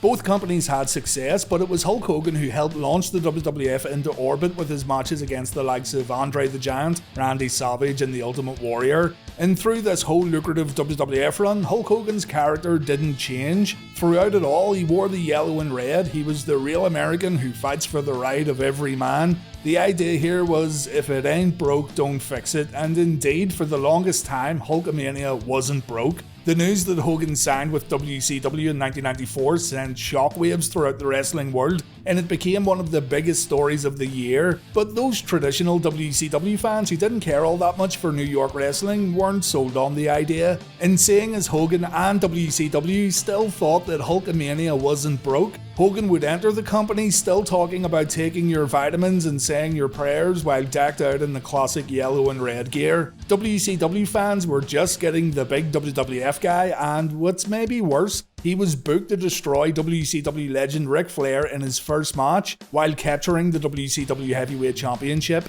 Let's not exaggerate things either though. If you watch Bash at the Beach 1994 from Orlando, Florida, you'll see an audience who were jumping for joy when Hogan defeated Flair, and the crowd celebrated alongside Hogan after the final bell. But the most vocal of WCW fans, the ones who were there for years, the ones who bought the After magazines and collected the tapes, they weren't sold on Hogan.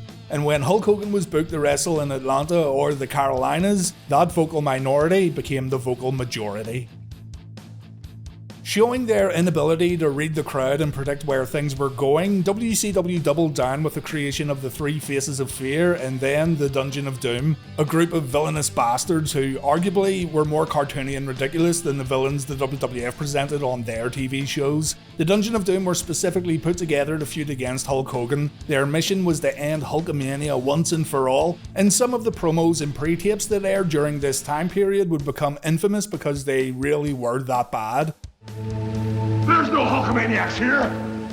Hogan would maintain rivalries with the Dungeon of Doom and the Four Horsemen during the early days of WCW Nitro, and the reactions Hogan received on live TV were getting more and more negative as time went on. You can understand fans cheering for Flair and the Horsemen in the Carolinas, but when fans started cheering for Kevin Sullivan over Hulk Hogan on episodes of Nitro, then you know things were starting to get bad. I must reiterate though, there were fans who still cheered for Hogan, but it was a far cry from Hogan's heyday and even a far cry from Bash at the Beach 1994. The boos seemed to catch Hogan off guard sometimes, and it's unclear if it was Hogan or Bischoff who came up with the idea for Hulkamania to turn to the dark side for a little while, and it's unclear if the experiment was going to lead to something more substantial, but I do believe that the fans' negative reaction towards Hogan drove him to do something different with the character. The thing is, the evil dark side Hulk Hogan felt like more cartoony nonsense, and nobody bought into it. It confused fans more than anything else, and it came across as so bizarre that it actually became funny. Let's take a look at how it all went down. This is WCW Blunder, Dark Side Hulk Hogan. So, we've established Hogan's main enemies in WCW, the Horsemen and the Dungeon of Doom. Hulk had some friends though, mainly Sting and the Macho Man Randy Savage. At Fall Brawl 1995, Hogan, Sting, Macho and Lex Luger took on the Dungeon of Doom consisting of the Shark, the Zodiac, Kamala and Ming. If Hogan's team won, he'd get 5 minutes all alone with Kevin Sullivan inside the cage, but during those 5 minutes, the Giant came out and he attacked Hulk Hogan, snapping his neck in the process. The pay-per-view ended with Hulk's teammates surrounding him looking very concerned and calling for help. 2 weeks later on Monday Nitro, Hogan appeared in a pre-taped interview wearing a neck brace, and he says he'll be ready to go again soon. He challenges Giant here to the infamous Monster Truck sumo match at Halloween Havoc, but not only that, Hulk grants the Giant a title shot at the pay-per-view if he can survive the chaos of the Monster Truck match. Hogan was wearing his black cross here along with his usual gold cross, and he says once he beats the Giant and, quote, lays him down to rest next to his father, in reference to Andre the Giant. Remember, WCW tried to say the Giant was Andre's son, but yeah. Once Hogan lays the Giant to rest next to Andre, Hulk says the dark cloud that's hanging over his head will pass him by. Hogan removes the black cross while saying this line. To be honest, you really wouldn't think anything was going to come of this. It's just another Hogan promo filled with Hoganisms, for lack of a better term. But then, the next week on Nitro, Hulk lost his superpowers when he got his mustache shaved off.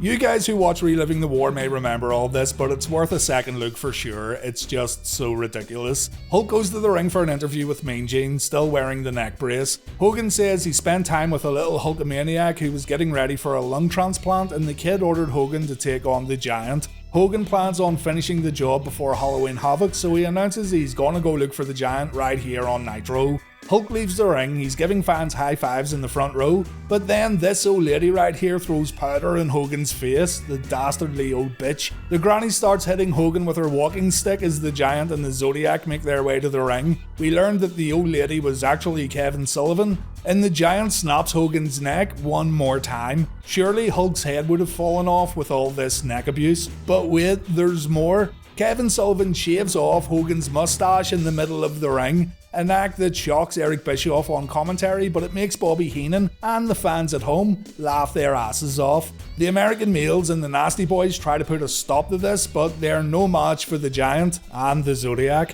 Hogan's been embarrassed on live TV. How would he respond to this next week on Nitro?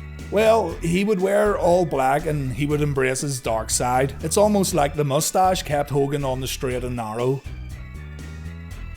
Hulk didn't appear on the next episode of Saturday Night. The Giant and Sullivan cut a promo instead where the big man said Hogan's going down at Halloween Havoc. Pretty standard stuff. On the next episode of Nitro, however, a clean-shaven Hulk Hogan walked out in the black gear, and he better explain himself here because this is just crazy. Hulk says he's dressed like this because he now understands the rules of the game and it's time to take care of business. That's it, there's no further explanation. The crowd boos as Hogan says he defeated Andre the Giant in the Silverdome and he plans on doing the same to his son at Halloween Havoc. Hulk again wants to get things started early on Nitro, but Mean Gene lets him know that the Giant has been barred from the show, so there goes that idea. Hogan then says he wants to give us a Hulkamania history lesson, can't wait. He says back in New York when Hulkamania was running wild, the promoter's ego, Vince McMahon's ego, got bigger than the wrestling business itself. Hulk was looking for a place where Hulkamania could grow, so he took his little Hulkamaniacs with him to WCW. I'm not kidding, by the way, this is what he said. Hogan goes on to say Sullivan and the Giant are burning down the trees in the forest, but Hogan's here to plant the seeds again. Hogan compares Sullivan shaving his mustache to someone graffitiing the Washington Monument or burning the American flag. Again, I'm not kidding. And then the Dungeon of Doom drive up to the arena in their monster truck and security stops them from going any further. I mean, you're in a fucking monster truck, lads. Floor it and don't look back. Hogan then leaves the arena to go find that monster truck and Nitro moves on to its main event. So, in short, Hogan said he understands the rules of the game and that's why he's dressed in black. He's fighting fire with fire, it seems.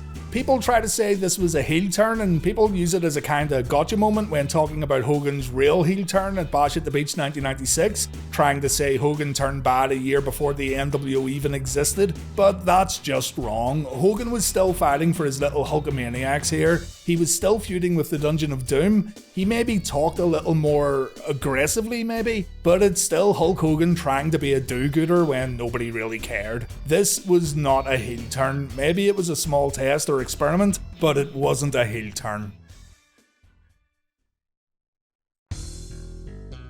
Darkside evil Hulk Hogan then recorded 2 pre-taped promos, one for WCW Saturday Night and one for Nitro. The Saturday Night promo ended the show, and while American Made played in the background, Hogan explained that everything Sullivan said about the evil in Hulk Hogan is true, brothers, but he's using his dark side to protect the training, the prayers, and the vitamins. Hogan says that this side of the Hulkster's been hiding, but it's come out so Hulk can play the Dungeon of Doom's game. If he doesn't do this, then the training, prayers, and vitamins could be left in the hands of the Giant.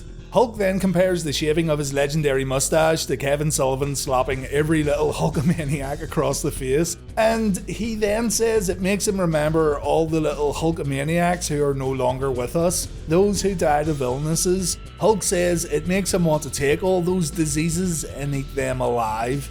Yeah, he bangs on about taking out the Giant at Halloween Havoc, and he wraps it up by saying, "What you gonna do when the shadow of Hulkamania covers you?" Moving on to Nitro, Hogan's now calling the Hulkamaniacs the Manioids, yeah. But the message is the exact same. Hogan's going to protect his 3 demandments. He's talking about putting the Giant down just like Andre the Giant back at WrestleMania 3. And Jimmy Hart gets nervous. He's afraid of what Darkside Hogan is going to do to his enemies. Hulk says, "Fear not, little Jimmy, this needs to be done." On the next episode of Saturday Night, the Master and the Taskmaster say they have a surprise for Hogan at Halloween Havoc. They've only gone to the Himalayas and found themselves a Yeti, who we'll call the Yeti from this point forward. I covered the Yeti previously on the channel, so I won't go into detail here, but just when you think this fuck couldn't get any more clustered, it definitely does. Hogan appears in another pre-tape and he says all the gyms have closed from Venice Beach to Tampa because owners are afraid Hogan's gonna bend and wreck their equipment. Hogan says he's gonna appear on Nitro, he's got a surprise that'll make Sullivan and that big stinky Giant shake in their boots, and Hulk says he's gonna be the most evil person in the building when Nitro comes live from Huntsville, Alabama. He then says when he disposes of the Giant, Hogan's gonna have to dispose of his black gloves and his black bandana. He's also gonna dispose of his dark side, meaning Hogan's probably gonna go back to the red and yellow once he defeats his opponent at Halloween Havoc. So we get to the Nitro before Halloween Havoc, and Hogan cuts a promo here that some of you may remember. He makes reference to the O.J. Simpson trial by saying everyone knows what a man wearing a pair of black gloves and a black rag on his head is capable of. That's not very wholesome there, Mr. Hogan. And Hulk also says he might just keep the black gear after defeating the Giant later in the week. Hogan carries the little Hulkamaniacs on his back as he continues running wild in WCW. Hogan isn't going to lick his wounds anymore though. Hulk's going to get himself a Harley and drag the Giant around until he's no more, and that'll be the end of Andre's son. In regards to Hogan's friends not caring much about this dark side business, Hogan surprisingly calls out Sting for wearing red and yellow and trying to grow a Fu Manchu, and Hogan calls the Stinger, the Macho Man and Lex Luger little puppies who can all line up to take a shot at Hogan. Hogan seems to be disregarding his babyface friends here and letting them all know he's not their ally anymore. You can completely forget about that though, as Hulk comes out at the end of Nitro to help Randy Savage. He magically no longer needs the neck brace either. Hogan tries to do some damage to the Giant, but the big man no-sells everything and Hulk goes down after a clubbing blow to the back. Hogan hulks up, and then the Dungeon of Doom hit the ring. Macho and Hulk fight the Doomers off, and the only thing that can stop Hulk Hogan is head of security Doug Dillinger. Nitro then ends by showing fans the Yeti breaking out of a block of ice, and yep, way to sell a pay-per-view, guys, good job. Halloween Havoc 95's been done to death here on YouTube, so I'm not going to go into too much detail, but we need to take a quick look in order to understand what happens next with Darkseid Super Evil Hulk Hogan. Hogan wins the Monster Truck Sumo match, but Giant apparently falls to his death afterwards. This match took place on top of Cobo Hall, and yeah, you know the story. But what's interesting here is that the evil, no good Hulk Hogan actually shows remorse, and he asks for help after Giant takes the plunge. Hogan appears at the end of the show for the main event, and he says there was a terrible accident that happened earlier on, meaning the main event isn't going to happen. But then the Giant just walks down the ramp, and Hogan's reaction says it all really. Schiavone says the Giant is risen from the dead as the challenger steps in the ring, and then the main event goes ahead as planned. Hogan's replaced his mustache with Taskmaster's eyebrows and lightning bolts, and the match plays out like a typical Hulk Hogan bout. He doesn't work heel or anything like that. Turns out Jimmy Hart out-eviled Hulk Hogan when he turns on Hulkamania to join the Dungeon of Doom. Hogan gets his ass kicked, he loses the WCW Championship, and then the Yeti comes out to hump Hogan. A dark cloud over Hulkamania indeed. So Hogan didn't defeat the Giant, and therefore evil Hulk Hogan would stay with us for another little while. Hogan didn't appear on the next episode of Nitro, but on the 6th of November episode we learned that Randy Savage had joined Hulk on the dark side. Hulk and Savage sit on a bench in Venice Beach along with a random dude who looks completely wasted, and Hulk says he's glad his buddy Randy has joined him on his evil conquest. The Dungeon of Doom are still the targets, but Hogan isn't sure who he can trust anymore. The black do-rag has clearly started affecting his brain and he's getting all paranoid. Randy says don't even sweat it, the Macho Man will go back to the light side on Nitro and he'll find out who the friends are and who the foes are of Darkseid Hogan. As for this guy, I have no fucking idea. In the arena, the Dungeon of Doom learned that the World Championship's going to get stripped from the Giant due to the dubious nature of his title win at Halloween Havoc, and whoever wins the World War III Battle Royal will become the new champion. On the following episode of Nitro, the 13th of November episode, that's when the wheels came off, that's when all control was lost, and that's when the drugs kicked in, because there's just no way to make sense of what fans were treated to next. Hulk Hogan, wearing a mask and a dark hooded cloak, carrying a fucking sword, talking absolute unfiltered bollocks for a solid 2 minutes. It starts like this. Hogan says the Dungeon of Doom shake in fear because Hulk Hogan walks around with the power of the training, the prayers, and the vitamins. Every creature that breathes Dungeon of Doom is afraid of Hulkamania because the 3 demandments of Hulk Hogan are immortal. Hogan says the brother Randy Savage is on a mission tonight. He's going to deliver Ming's head on a silver platter later on Nitro. Ming's on the destruction hit list of Hulkamania, and Hogan hopes the Hulkamaniacs are with Randy as he walks on the light side. Evil, batshit crazy Hogan says he doesn't know if Sting's on the dark side or the light side of Hulkamania. Yeah, it's getting confusing. Hogan doesn't know if Sting's friend or foe, so Hogan promises to look at Sting, quote, somewhere in the eye, and see where he's coming from. If Sting's on the Dungeon of Doom side, then Sting's going to get moved to the top of the hit list. The thing is, Sting didn't hint at being a Doomer at all during this time period. He had a troubled friendship with Lex Luger, and Luger was also friendly with the Dungeon of Doom, but not once did Sting ever so much as hint at being a member of the ill-fated faction. Anyway, Hogan tells Macho to bring him Ming's head on a silver platter, and he says, what you gonna do when the Macho Man and Hulk Hogan take the darkness of the Doom and turn it to destroy you? Wouldn't really work on a t-shirt, that one, would it? Savage defeated Ming, but the Doomers and Lex Luger hit the ring before Randy could cut his opponent's head off. And at the end of Nitro, Mean Gene informs Sting that Hogan wants him one-on-one next week on Nitro. Sting says he never thought he'd see the day when Hogan came knocking on his door looking for a fight, but here we are. Sting can let it slide when Hogan talks shit about him before Halloween Havoc by calling him a little puppy, but Hogan needs to realise that around these neck of the woods in WCW, Sting's a big dog. Sting's been through it all in World Championship Wrestling and he's got a pretty long list of victories. Sting won't run away, he's actually looking forward to fighting Hogan next week. Our adventure ends then on the following episode of Nitro, Sting vs Hogan, the 20th of November 1995. This is the closest we get to a heel Hulk Hogan during this short run. It's one thing to go up against the irredeemable Dungeon of Doom, it's another thing to go up against Sting, WCW's most beloved superstar. The fans go nuts for Sting as he wears the red and yellow once again. When Macho Man and Hulk Hogan come up with a plan to catch Sting off guard, the crowd boos. These fans definitely wanted Sting to win here tonight, and throughout the match they continued cheering for the icon.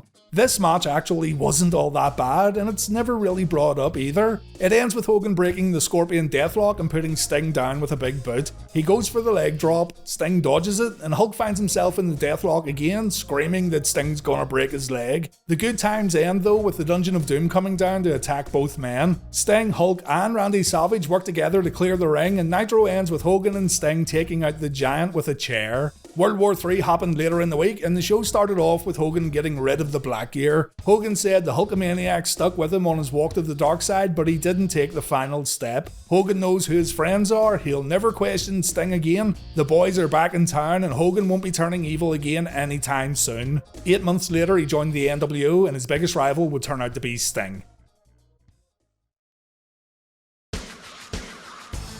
I'm sure a lot of this can be explained. The shaving of the mustache in Hogan's series of pre-tapes were likely due to Hogan filming a movie, and I'm sure in his head Hogan thought the dark side stuff was a good idea. Again, maybe to test the waters, maybe to see if it got him a more favourable crowd response. I'm sure it wasn't supposed to come across as bad as it did, but man, some of this stuff was absolute prime WCW blunder material. As it would turn out, Hogan turning heel would actually be the best thing he could ever do, as evidenced by the New World Order, but it does go to show that things need to be done the right way. Turning heel can be great if it's handled properly. If you're going to show up with a mask and swinging a big sword about the place though, fans might not buy into it. Nothing was ever going to advance or change during this Dungeon of Doom stuff either. It was as one-dimensional as it comes, with Hogan taking on a bunch of unsavoury villains, and trying to deviate away from that evidently would give comical results. It would take a bit more for fans to buy into Hulk Hogan turning to the dark side, and thankfully, that's what happened when Scott Hall and Kevin Nash showed up on Nitro a few months down the road. Thanks for watching this one, guys, and take care.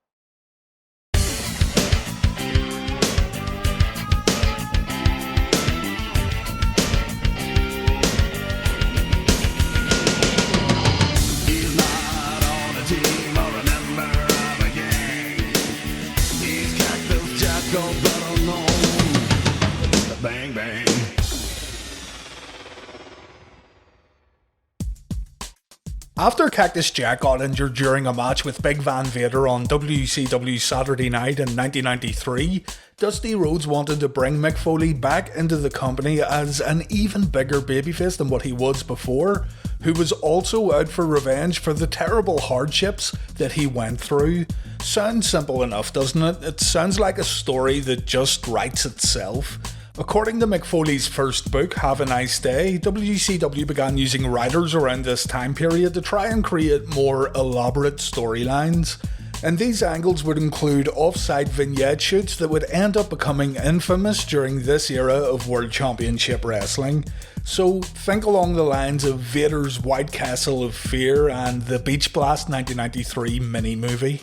These writers, along with Dusty Rhodes and the wider WCW booking committee, came up with a story for Cactus Jack known as Lost in Cleveland. A story where a reporter went looking for Cactus Jack while he was out injured.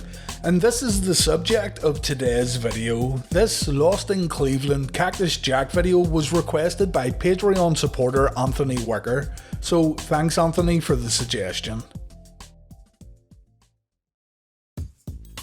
To gain a full understanding of the Lost in Cleveland storyline, we have to understand how it came to be. There were two key players here, one being Cactus Jack obviously, and the other was Big Van Vader. You have to appreciate that Vader was a much different wrestler back in 1993. The guy was an absolute ruthless animal who didn't mind working stiff. He actually looked like he really enjoyed it. Big Van Vader was feared. Guys thought twice about wrestling the big man, and some guys outright refused to work matches with him. That's how he made his peers feel. He was so feared and he was so intimidating. Mick Foley, on the other hand, in many ways was the absolute perfect opponent for Vader. Vader liked to dish out punishment, and Mick Foley could seemingly absorb punishment without ever giving up. Cactus Jack had guts, and no matter how much this guy got hurt, he got right back up, sometimes with a grin on his face. And it was really the grit of Cactus Jack that made WCW fans warm up to him. Cactus Jack had entered WCW as a bad guy. He had an excellent match with Sting at Beach Blast 1992 where the championship was on the line, and even though Jack was unable to overcome the Stinger, the match itself was really fun to watch. Going up against Sting in the early 90s though means that you're a heel through and through. Young fans and casual fans weren't going to applaud Sting's opponents, even if the wrestler in question gives a great performance. But that's fine too. Sting made heels better, and the heels made Sting better. It worked both ways. Jumping forward a little, the heel Cactus Jack wanted to wrestle in Vader's team at the Clash of the Champions 22 Thunder Cage match, and in order to join the heel side for this cage bout, he'd have to defeat Paul Orndorff. Not to get too much into the Jack vs Orndorff feud, the two men had a street fight on the 10th of January 1993 episode of WCW Main Event, and the match ended when Vader and Harley Race interfered and attacked Cactus Jack. Jack came back out a little later and he attacked Vader, Orndorff and Race with a shovel, and so it looked like Cactus Jack was about to turn babyface. At the Clash of the Champions, Cactus Jack joined the babyface team in the Thunder Cage main event, completing his face turn and helping his partners Sting and Dustin Rhodes to defeat Vader, Orndorff and Barry Windham. Cactus actually got the pinfall win here too. The babyface turn was done so WCW could eventually run a Cactus Jack vs Vader angle, but before getting there, Jack would again wrestle Paul Orndorff in a Falls Count Anywhere match at Super Brawl 3, and this one was another great Cactus Jack WCW match where Mick takes some brutal bumps. Jack defeated Orndorff, and don't worry, I'm going to come back to this match in a future video. The Falls Count Anywhere match at Super Brawl went a long way in making fans appreciate Mick Foley.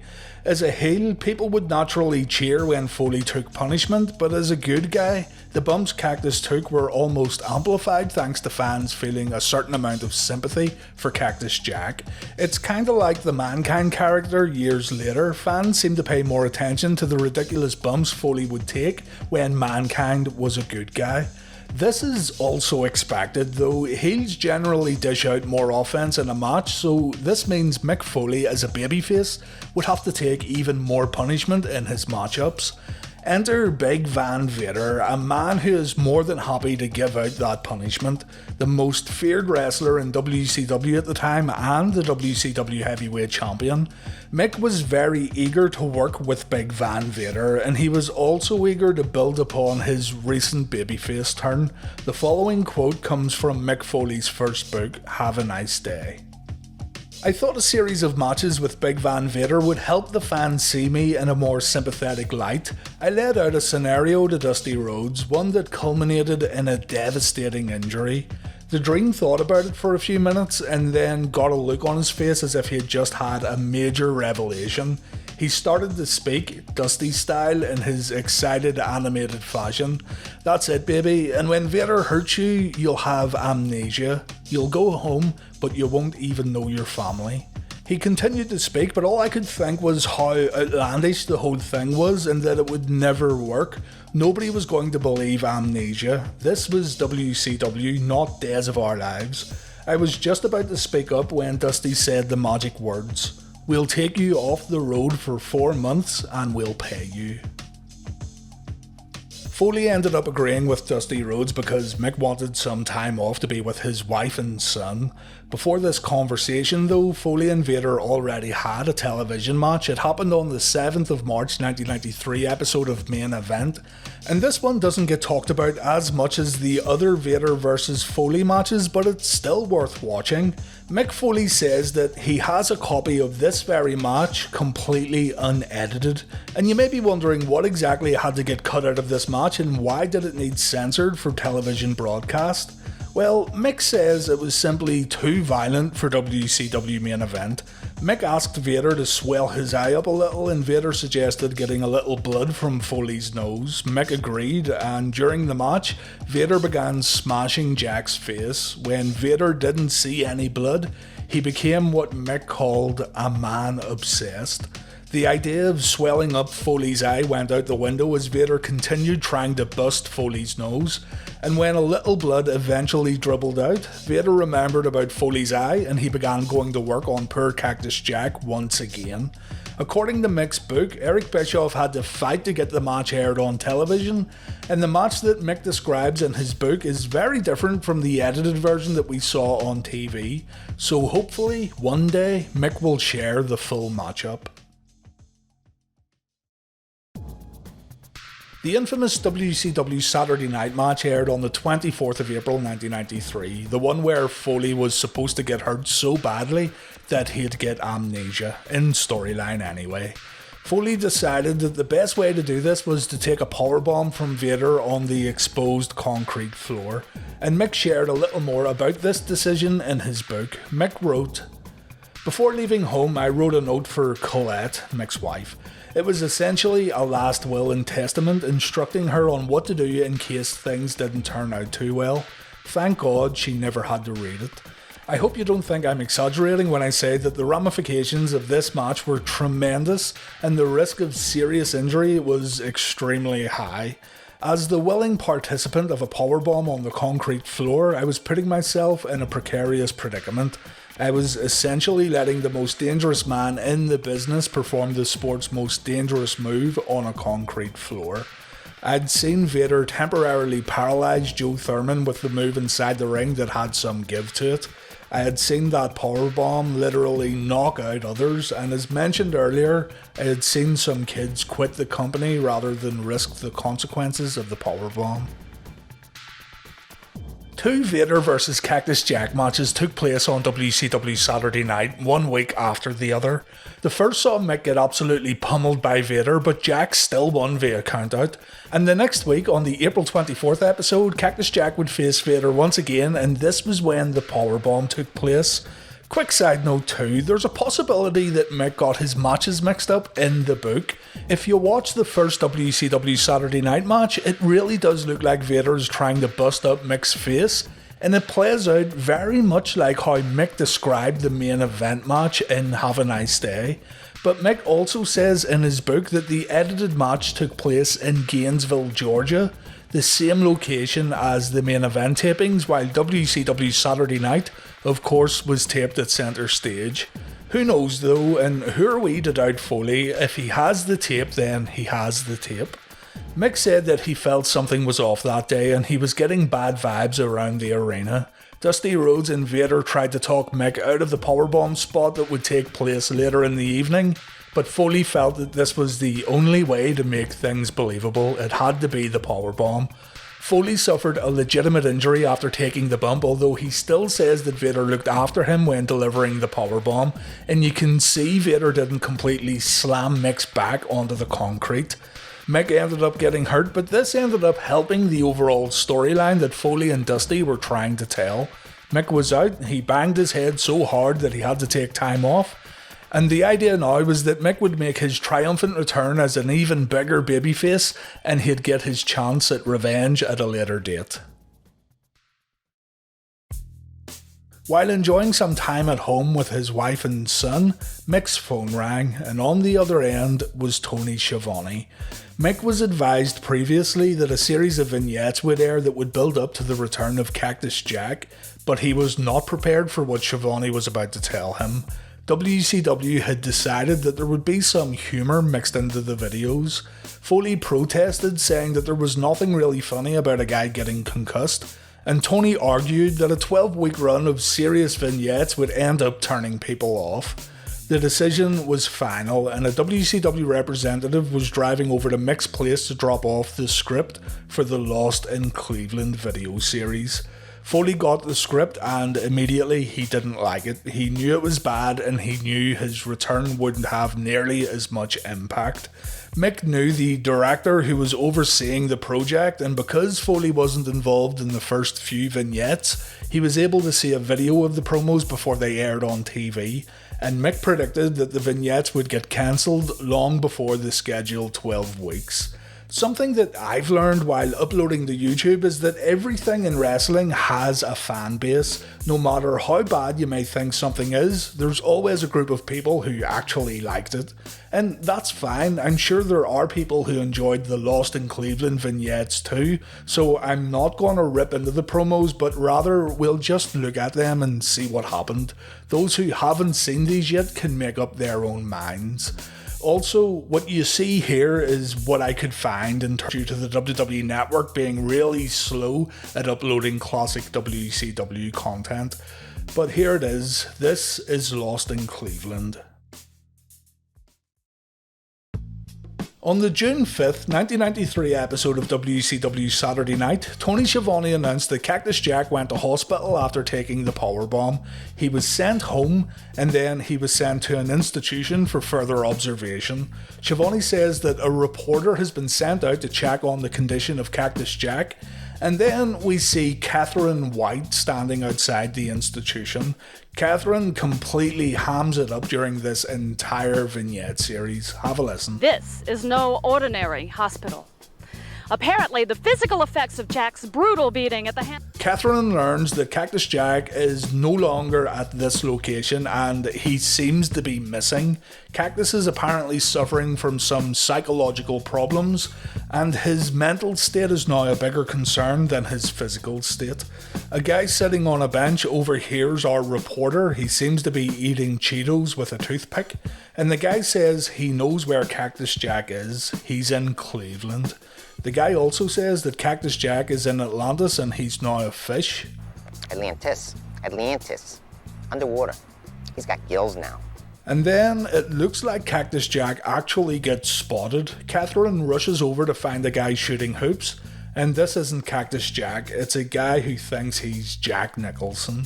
Catherine gets frustrated and the first segment comes to an end. This was one of the promos Mick Foley saw on tape before it aired on TV, and it made poor Mick Foley's heart sink right into the ground. Catherine then shows up at the home of Cactus Jack, where his wife says she doesn't know where he is.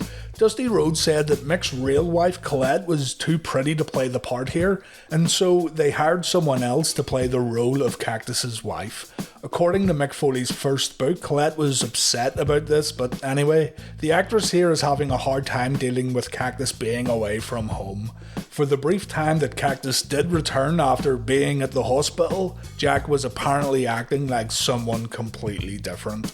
And so the search continues.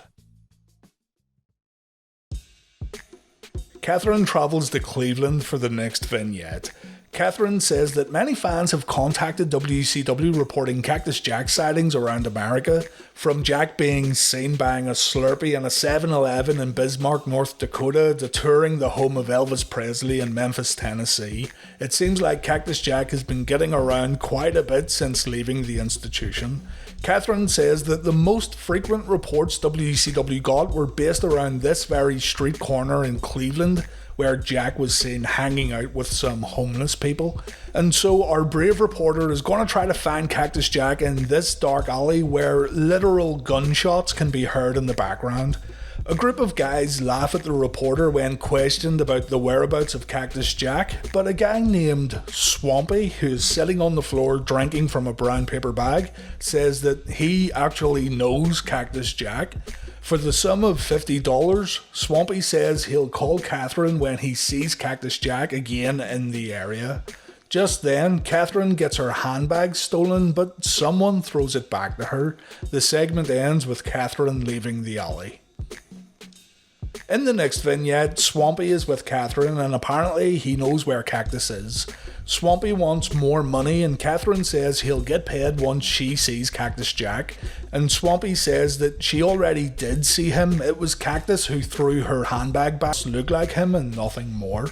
A lady by the name of Bang Bang is standing beside Cactus, and Bang Bang makes Catherine back off as Jack goes into his makeshift home. Catherine says that she's found Cactus Jack, but Cactus Jack himself still seems lost.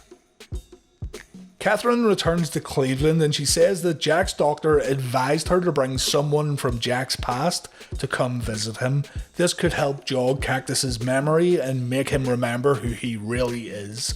Dustin Rhodes, poor Dustin Rhodes, he's here to try to help bring Jack back home.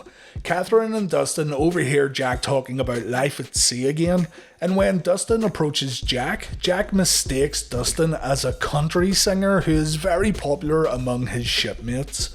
Dustin reminds Jack that they teamed up together in the past, but Cactus can't recall any kind of personal connection with Dustin Rhodes. Jack instead wants Dustin to sing a few of his famous songs. Bang Bang gets up in Catherine's face and Catherine says that Bang Bang is hiding something, and then Dustin does something that momentarily brings back the old Cactus Jack. Jack, don't you remember? Bang Bang! Bang Bang! We think Dustin is going to get a beating, but he only gets his hat stolen.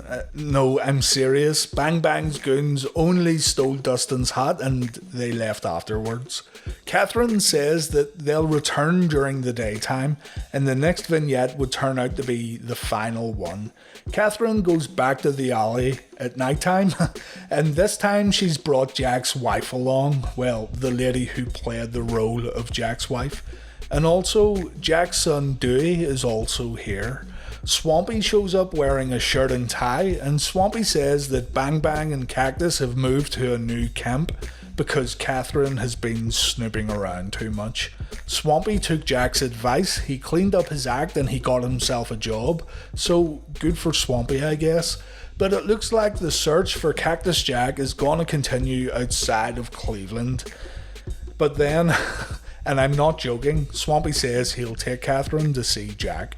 Swampy wants to help Cactus. Bang Bang is the one that wants Jack to run away, but Swampy feels like he owes it to Jack to get some help and get him away from this lady who's been taking over his life. You couldn't make this stuff up. Swampy brings Catherine, Dewey and Colette to Jack's new place of residence, and Jack doesn't recognize his wife nor his son. Colette wants Cactus to come home, but Cactus says he is home, and the segment ends with Cactus and Bang Bang walking away while Colette and Dewey also leave without Jack.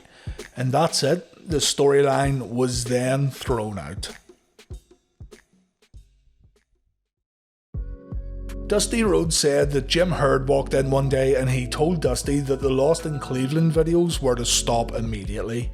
Herd didn't like what he saw, and so, just like that, the whole thing was scrapped. In Foley's book, Mick says it was Eric Bischoff who pulled the plug, so who really knows what happened? Regardless, Lost in Cleveland ended early and we never got to see what happened. Swampy fans still wonder to this very day if he's still working in his office job. The vignettes were also quite costly. Dusty said one vignette cost around 100 grand, which seems like an astronomical price for such low quality promos, but yeah, it was a big waste of time and the story was never properly completed. The rivalry with Vader, however, would continue. Mick returned at Clash of the Champions 24 to attack Vader after his match with the British Bulldog. And on the next episode of Saturday Night, the whole amnesia thing wasn't mentioned at all. Cactus said he wants a shot at Vader, but before that match happened, Cactus had a match with Yoshi Kwan at Fall Brawl 93. With this victory, Cactus would face Vader at Halloween Havoc, and Vader defeated Mrs. Foley's baby boy in a Texas death match. By this point, Foley was fed up with WCW. A backdrop spot where Vader landed on Mick with all his body weight was enough to make Foley try to cash in his Lloyds of London insurance policy and give up wrestling for good. When the insurance company wouldn't pay out, Mick continued wrestling for WCW. Mick admitted in Have a Nice Day that he was intentionally trying to end his own career at Halloween Havoc 1993. And that was the Mick Foley Lost in Cleveland storyline. There's also the stuff with Mick losing his ear in a match with Vader, but we'll talk about that another time. And so Lost in Cleveland would end up being something that Mick Foley would rather erase from his storied career, and it's a great example of how wacky WCW was during this time period. I'll leave you with a quote from Mick's book in regards to the end of the Lost in Cleveland project. It wasn't Dusty's fault. Like me, Dusty compared a lot of his ideas to movie scenarios, and I think his real career goal was to direct in Hollywood. The idea could have worked, but this was WCW's first attempt at using writers, and they let the writers take the whole thing in a ridiculous direction.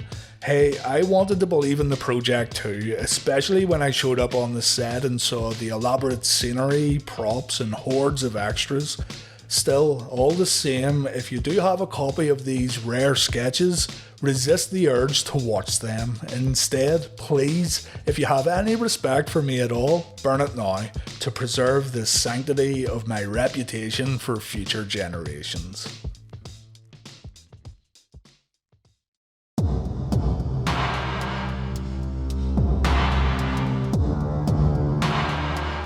The Three Faces of Fear was a pro wrestling stable that served as the precursor to the infamous Dungeon of Doom, not to be confused with the WCW tag team The Faces of Fear, consisting of Ming and the Barbarian.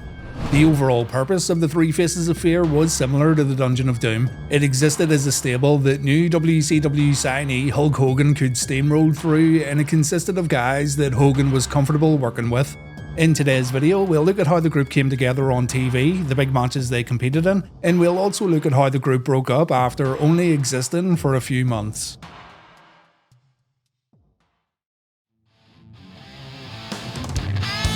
Hulk Hogan arrived at WCW in the summer of 1994, having a match against Nature Boy Ric Flair at Bash at the Beach 94, which he won.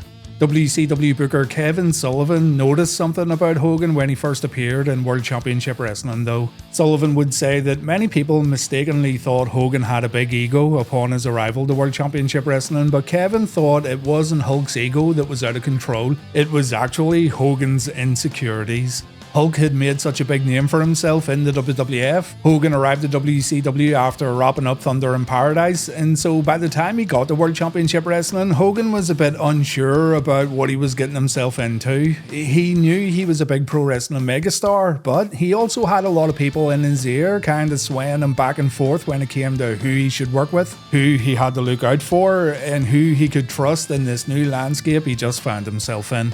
Kevin Sullivan wanted to gain Hogan's trust. He had no choice, seeing as the monetary investment WCW put into Hogan was astronomical. So the idea was to let Hogan work against guys that he trusted, and hopefully, over time, Hulk would see that others were happy to do business with him, and Hogan's insecurities would eventually go away. We already know that Hogan was close to Ed Leslie, better known as Brutus Beefcake, and Hogan had worked a great program against John Tenta back in the WWF days when John was Earthquake.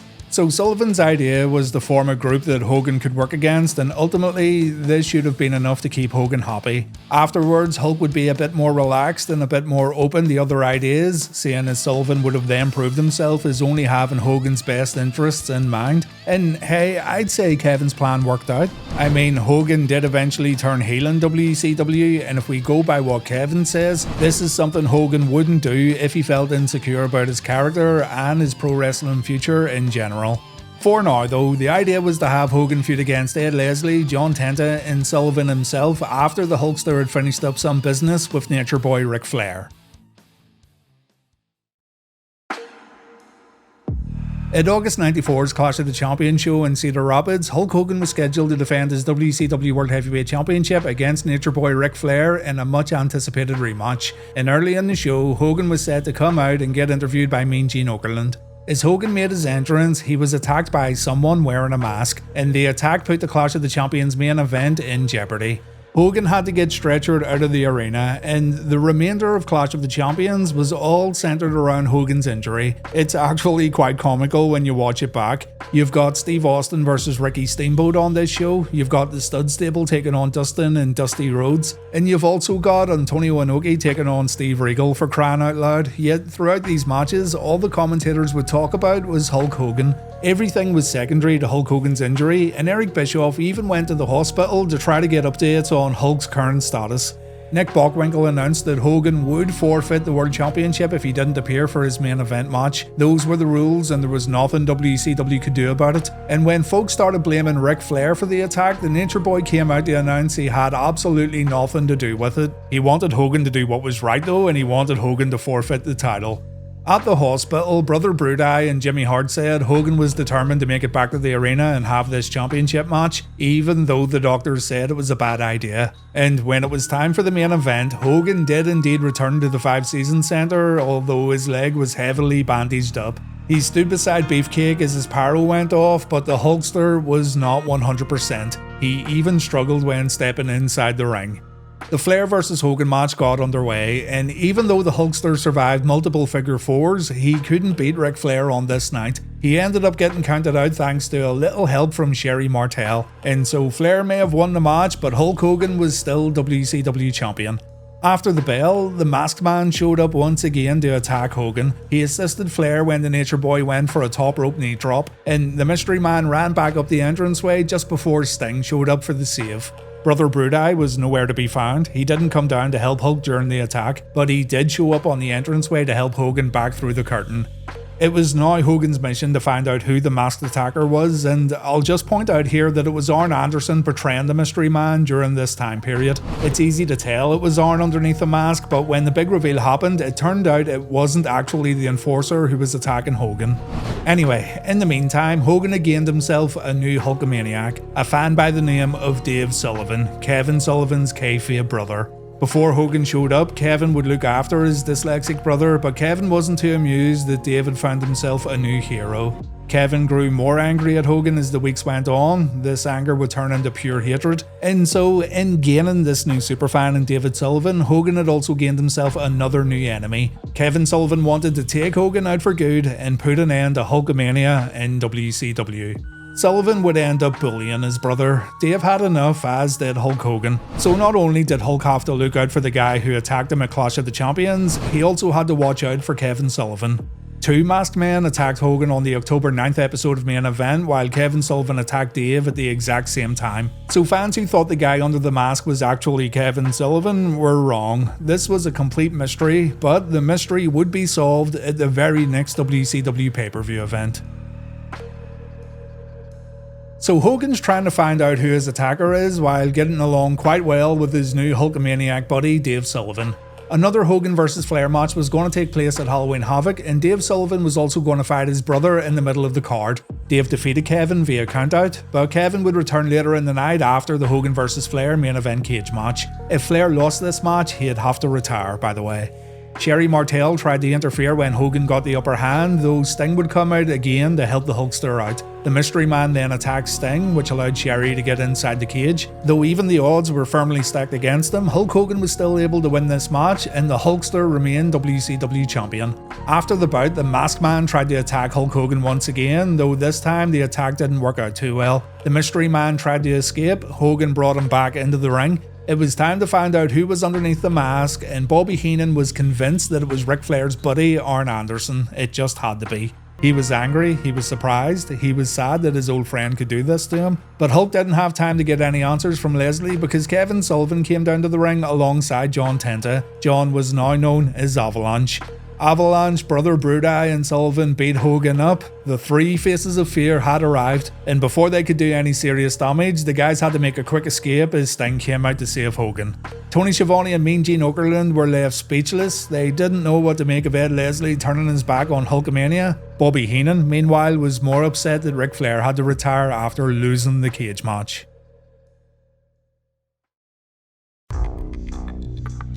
On the next episode of WCW Saturday Night, taking place on the 29th of October 1994, the three Faces of Fear were interviewed by Mean Gene Okerlund. Brutus Beefcake said the reason why Hulk Hogan was so successful was because of Brutus Beefcake. It was Brother Brudai who got Hogan's lazy ass up and made him go to the gym. It was Brudai who drove him from town to town. Brutus would get Hulk his food, he would carry his bags. Beefcake would sleep on the floor while Hulk Hogan took the hotel bed. And Brutus got tired of carrying Hulk Hogan. Fuck me. Beefcake's doing this for himself. He's not about being Hulk Hogan's little bitch anymore. And Brutus has the advantage because he knows Hulk's deepest, darkest fears. One of them is standing right beside him right now, a big old avalanche by the name of John Tenta. John says the Faces of Fear are here. In a Clash of the Champions, the boys are going to take on Hogan, Sting and Dave Sullivan in a 6-man tag. Sullivan said the lines have been clearly drawn. This is Kevin's new family. Hogan took Dave away from Kevin and Hogan's gonna pay with his own blood. Kevin says Hogan's neglected Brutus, and I think he meant to say neglected, but anyway, the storyline will continue at Clash of the Champions and Hogan's gonna pay. You know the drill. A bit later on, Kevin tried to give Dave a hard time. He gave his brother one last opportunity to give up this Hulkamania nonsense, but Sting stood up for Dave. This resulted in Kevin challenging the Stinger to get in the ring for a fight, but the Icon and Dave ended up getting ambushed. Hulk Hogan was nowhere to be found. Instead, he cut a green screen promo that was probably recorded the week before, but in this promo, Hogan said he and Brother Brudai were blood brothers. They sliced each other's hands open for a completely healthy handshake and the two bonded from day one. Hogan loved Brutus before he loved Jimmy Hart. And when Hogan attended the funeral of Mummy and Daddy Beefcake, Brother Brudai said he loved Hulk Hogan. My. Brutus broke Hogan's heart and now the rulebook's been thrown out the window. Hulk Hogan wants a piece of Beefcake's soul. By the way, Brutus was now known as the Butcher because, I kid you not, he butchered his relationship with Hulk Hogan. Yeah, and so this whole feud was set up because Ed Leslie got tired of carrying Hogan's bags. He apparently knows how to beat Hulk Hogan. And to the annoyance of a lot of old school WCW fans, this feud was going to continue right on to Starrcade 94, but I'll talk about that in just a moment. This is really as personal as Hogan would get, unfortunately, which is a shame. It was one of the better promos he cut during his early days in WCW, but unfortunately all that followed was your typical run-of-the-mill Hulkamania promos. He and Sting promised to put some red and yellow face paint on Dave Sullivan though, so I guess that's something to look forward to.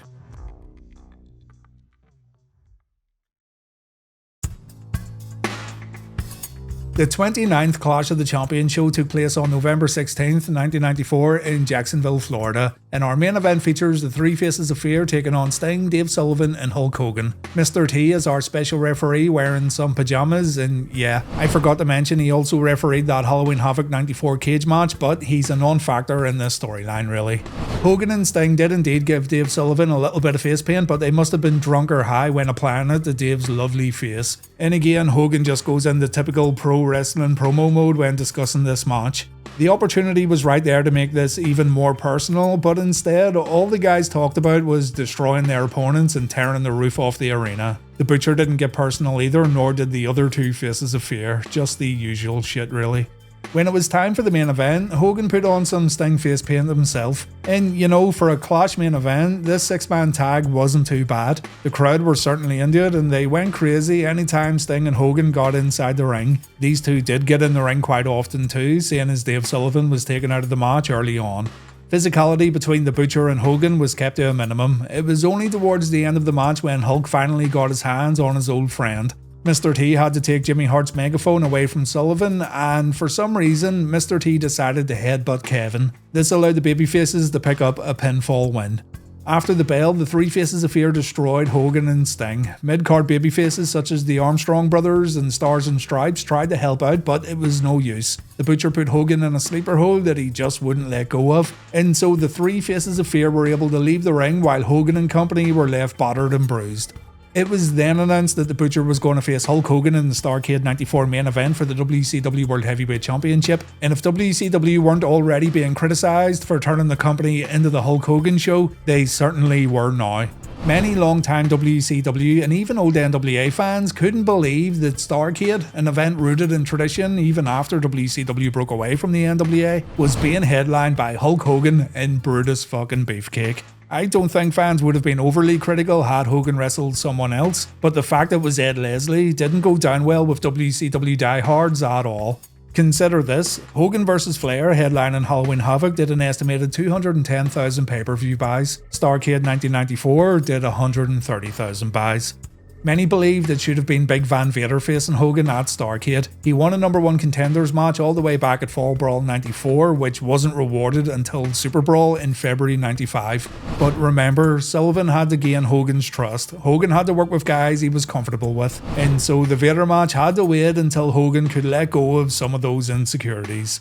Others would say Flair vs Hogan should have headlined Starrcade, but I disagree. They already wrestled at Bash at the Beach, Clash of the Champions, and at Halloween Havoc. The wrestling media destroyed WCW over the booking of the Starrcade main event though. Wade Keller of the Pro Wrestling Torch newsletter said Leslie being in the main event was a political move to help Hogan's friend and not do what's best for business. And Scott Keith of 411 Mania said that this was WCW's rock bottom as, and I quote, Hogan's egomania results in the main event of the biggest WCW show of the year involving Ed Leslie.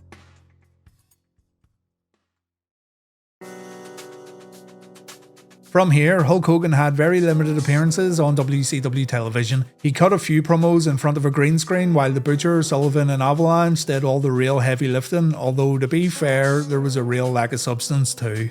Butcher talked about how he was the only man who could beat Hulk Hogan because he knew everything about the world champion. He knew all his strengths and he knew all his weaknesses. And even though it is easy to laugh at the idea of Ed Leslie main eventing Starrcade against Hogan, there was still room here to tell a compelling enough story and get viewers hooked in. WCW didn't bother to do so. It really started and ended with Hogan's promo following Halloween Havoc. Hogan's promos moving forward were as cookie cutter as his previous promos over the past few months. If you ever need evidence as to why Hogan needed a change of character, you can see it all right here. For sure, casual fans were still behind Hogan during this particular era, but this kind of stuff wasn't going to fly for much longer, and it got to the point where people would flat out boo Hogan depending on what town or city WCW went to. This isn't typical wrestling hyperbole either, and this isn't exaggerating facts to make a story sound better. Hogan did indeed get booed on live television, and eventually something had to give. To his credit, Hogan did cut a live promo on Worldwide a few days before the big showdown, so yeah, there you go, thank you Hulk. Also, at Starrcade, the Stinger was going to take on Avalanche, a way to further the Three Faces of Fear storyline away from the championship match. And as for Kevin Sullivan, he had a match against Mr. T. Yeah, Mr. T still wearing his referee pajamas. Dave Sullivan interfered in this match while dressed up as Santa, allowing Mr. T to score a pinfall win. Avalanche got disqualified when Kevin interfered in his match against Sting. This resulted in Hogan running down for the save, so that means the Three Faces of Fear had 2 losses under their belt already. And if you thought for a moment that Ed Leslie could beat Hulk Hogan in the Starrcade main event, then I don't know what to say really. The match was truly abysmal and the finish was comical. Sullivan and Avalanche tried to help Butcher, but Hulk took them out on the apron. The two seemed to black out with Sullivan perched on the top rope and Tenta still on the apron. And they just watched as Hogan dropped the leg on Brutus, and they watched Hogan get the 1-2-3 before they woke up to attack Hulk. The timing was hilariously bad.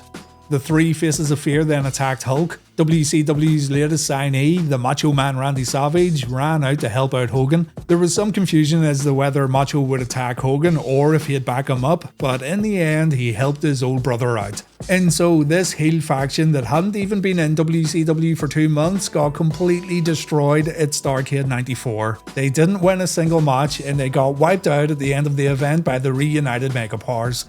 In the interim, Hogan had finally agreed to work against Big Van Vader. This was reported in The Observer just before Starrcade aired on pay-per-view, and the Starrcade show itself ended with Vader confronting Hogan in the locker room.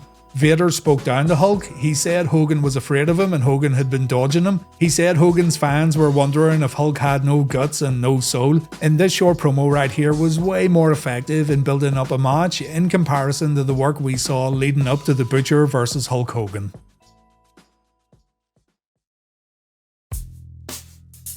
With Hogan now focused on Vader, the three Faces of Fear didn't really have much purpose, though the group would align with Vader and they did stay together for a little while just to act as fodder for Hulk, Savage and Sting.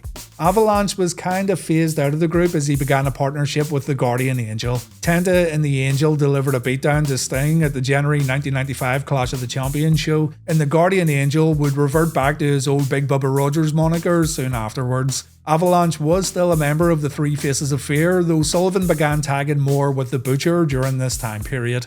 Also at this Clash show, Butcher and Sullivan took on Macho Man Randy Savage and Hulk Hogan, now known as the Monster Maniacs. You can guess who won this match, absolutely no surprises here. Hogan and Savage get the victory, but after the bell, Vader attacked Hogan, and for a moment, it looked like the Hulkster was done for after he took a powerbomb. The Hulkster ended up no-selling the attack though. He got right back to his feet and Vader got taken out too. So yeah, again, no real surprises. During this era, this type of carry-on was completely expected.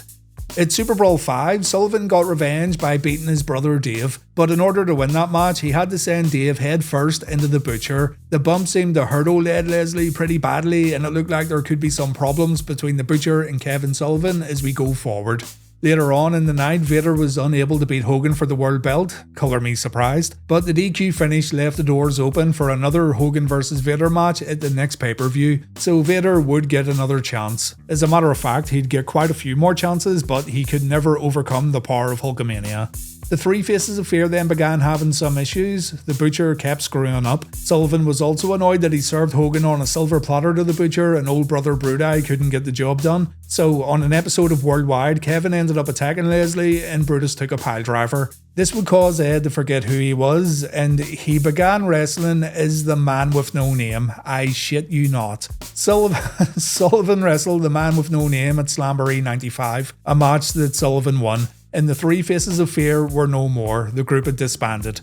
Immediately after this match took place, the wheels were put in motion for the Dungeon of Doom's arrival. Hogan was going to have one more match against Vader on pay-per-view in the summer, and it was decided that an expanded version of the Three Faces of Fear was necessary to keep Hulkamania running wild. The Dungeon of Doom would serve the exact same purpose as the Faces of Fear, and again, Ed Leslie and John Tenta would become part of this updated faction. But I'll cover the Dungeon of Doom in detail in the future. This isn't a group you can cover with just one brief overview. The Dungeon of Doom has layers, man. Layers upon layers of absolute wacky nonsense that does deserve its own video series.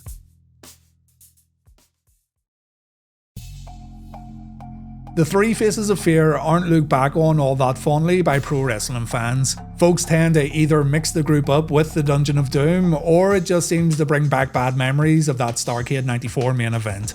The Dungeon of Doom was where all the real silly nonsense took place, and that's maybe why folks can recall that particular faction much more easily in comparison to the Three Faces of Fear. But it is interesting how both groups only existed for one purpose: to feed a bunch of bad guys to the immortal Hulk Hogan. Again, this isn't an exaggeration, and you can watch Kevin Sullivan interviews and hear it from the man himself. The Three Faces of Fear in the Dungeon of Doom consisted of guys Hogan liked and guys who Hogan knew wouldn't try to take any liberties with him. Whether this feeds into Hogan's insecurities, his ego, or his paranoia is up for you to decide, but if you listen to what Sullivan says, Kevin definitely thinks it's more to do with Hogan being insecure of himself and maybe listening to the wrong people upon entering World Championship Wrestling. Anyway, I'll hold off on the Dungeon of Doom stuff for now. It'll take me a while to gather everything I need for that particular project, but I do hope you enjoyed this video. Thank you so much for watching, and please take care.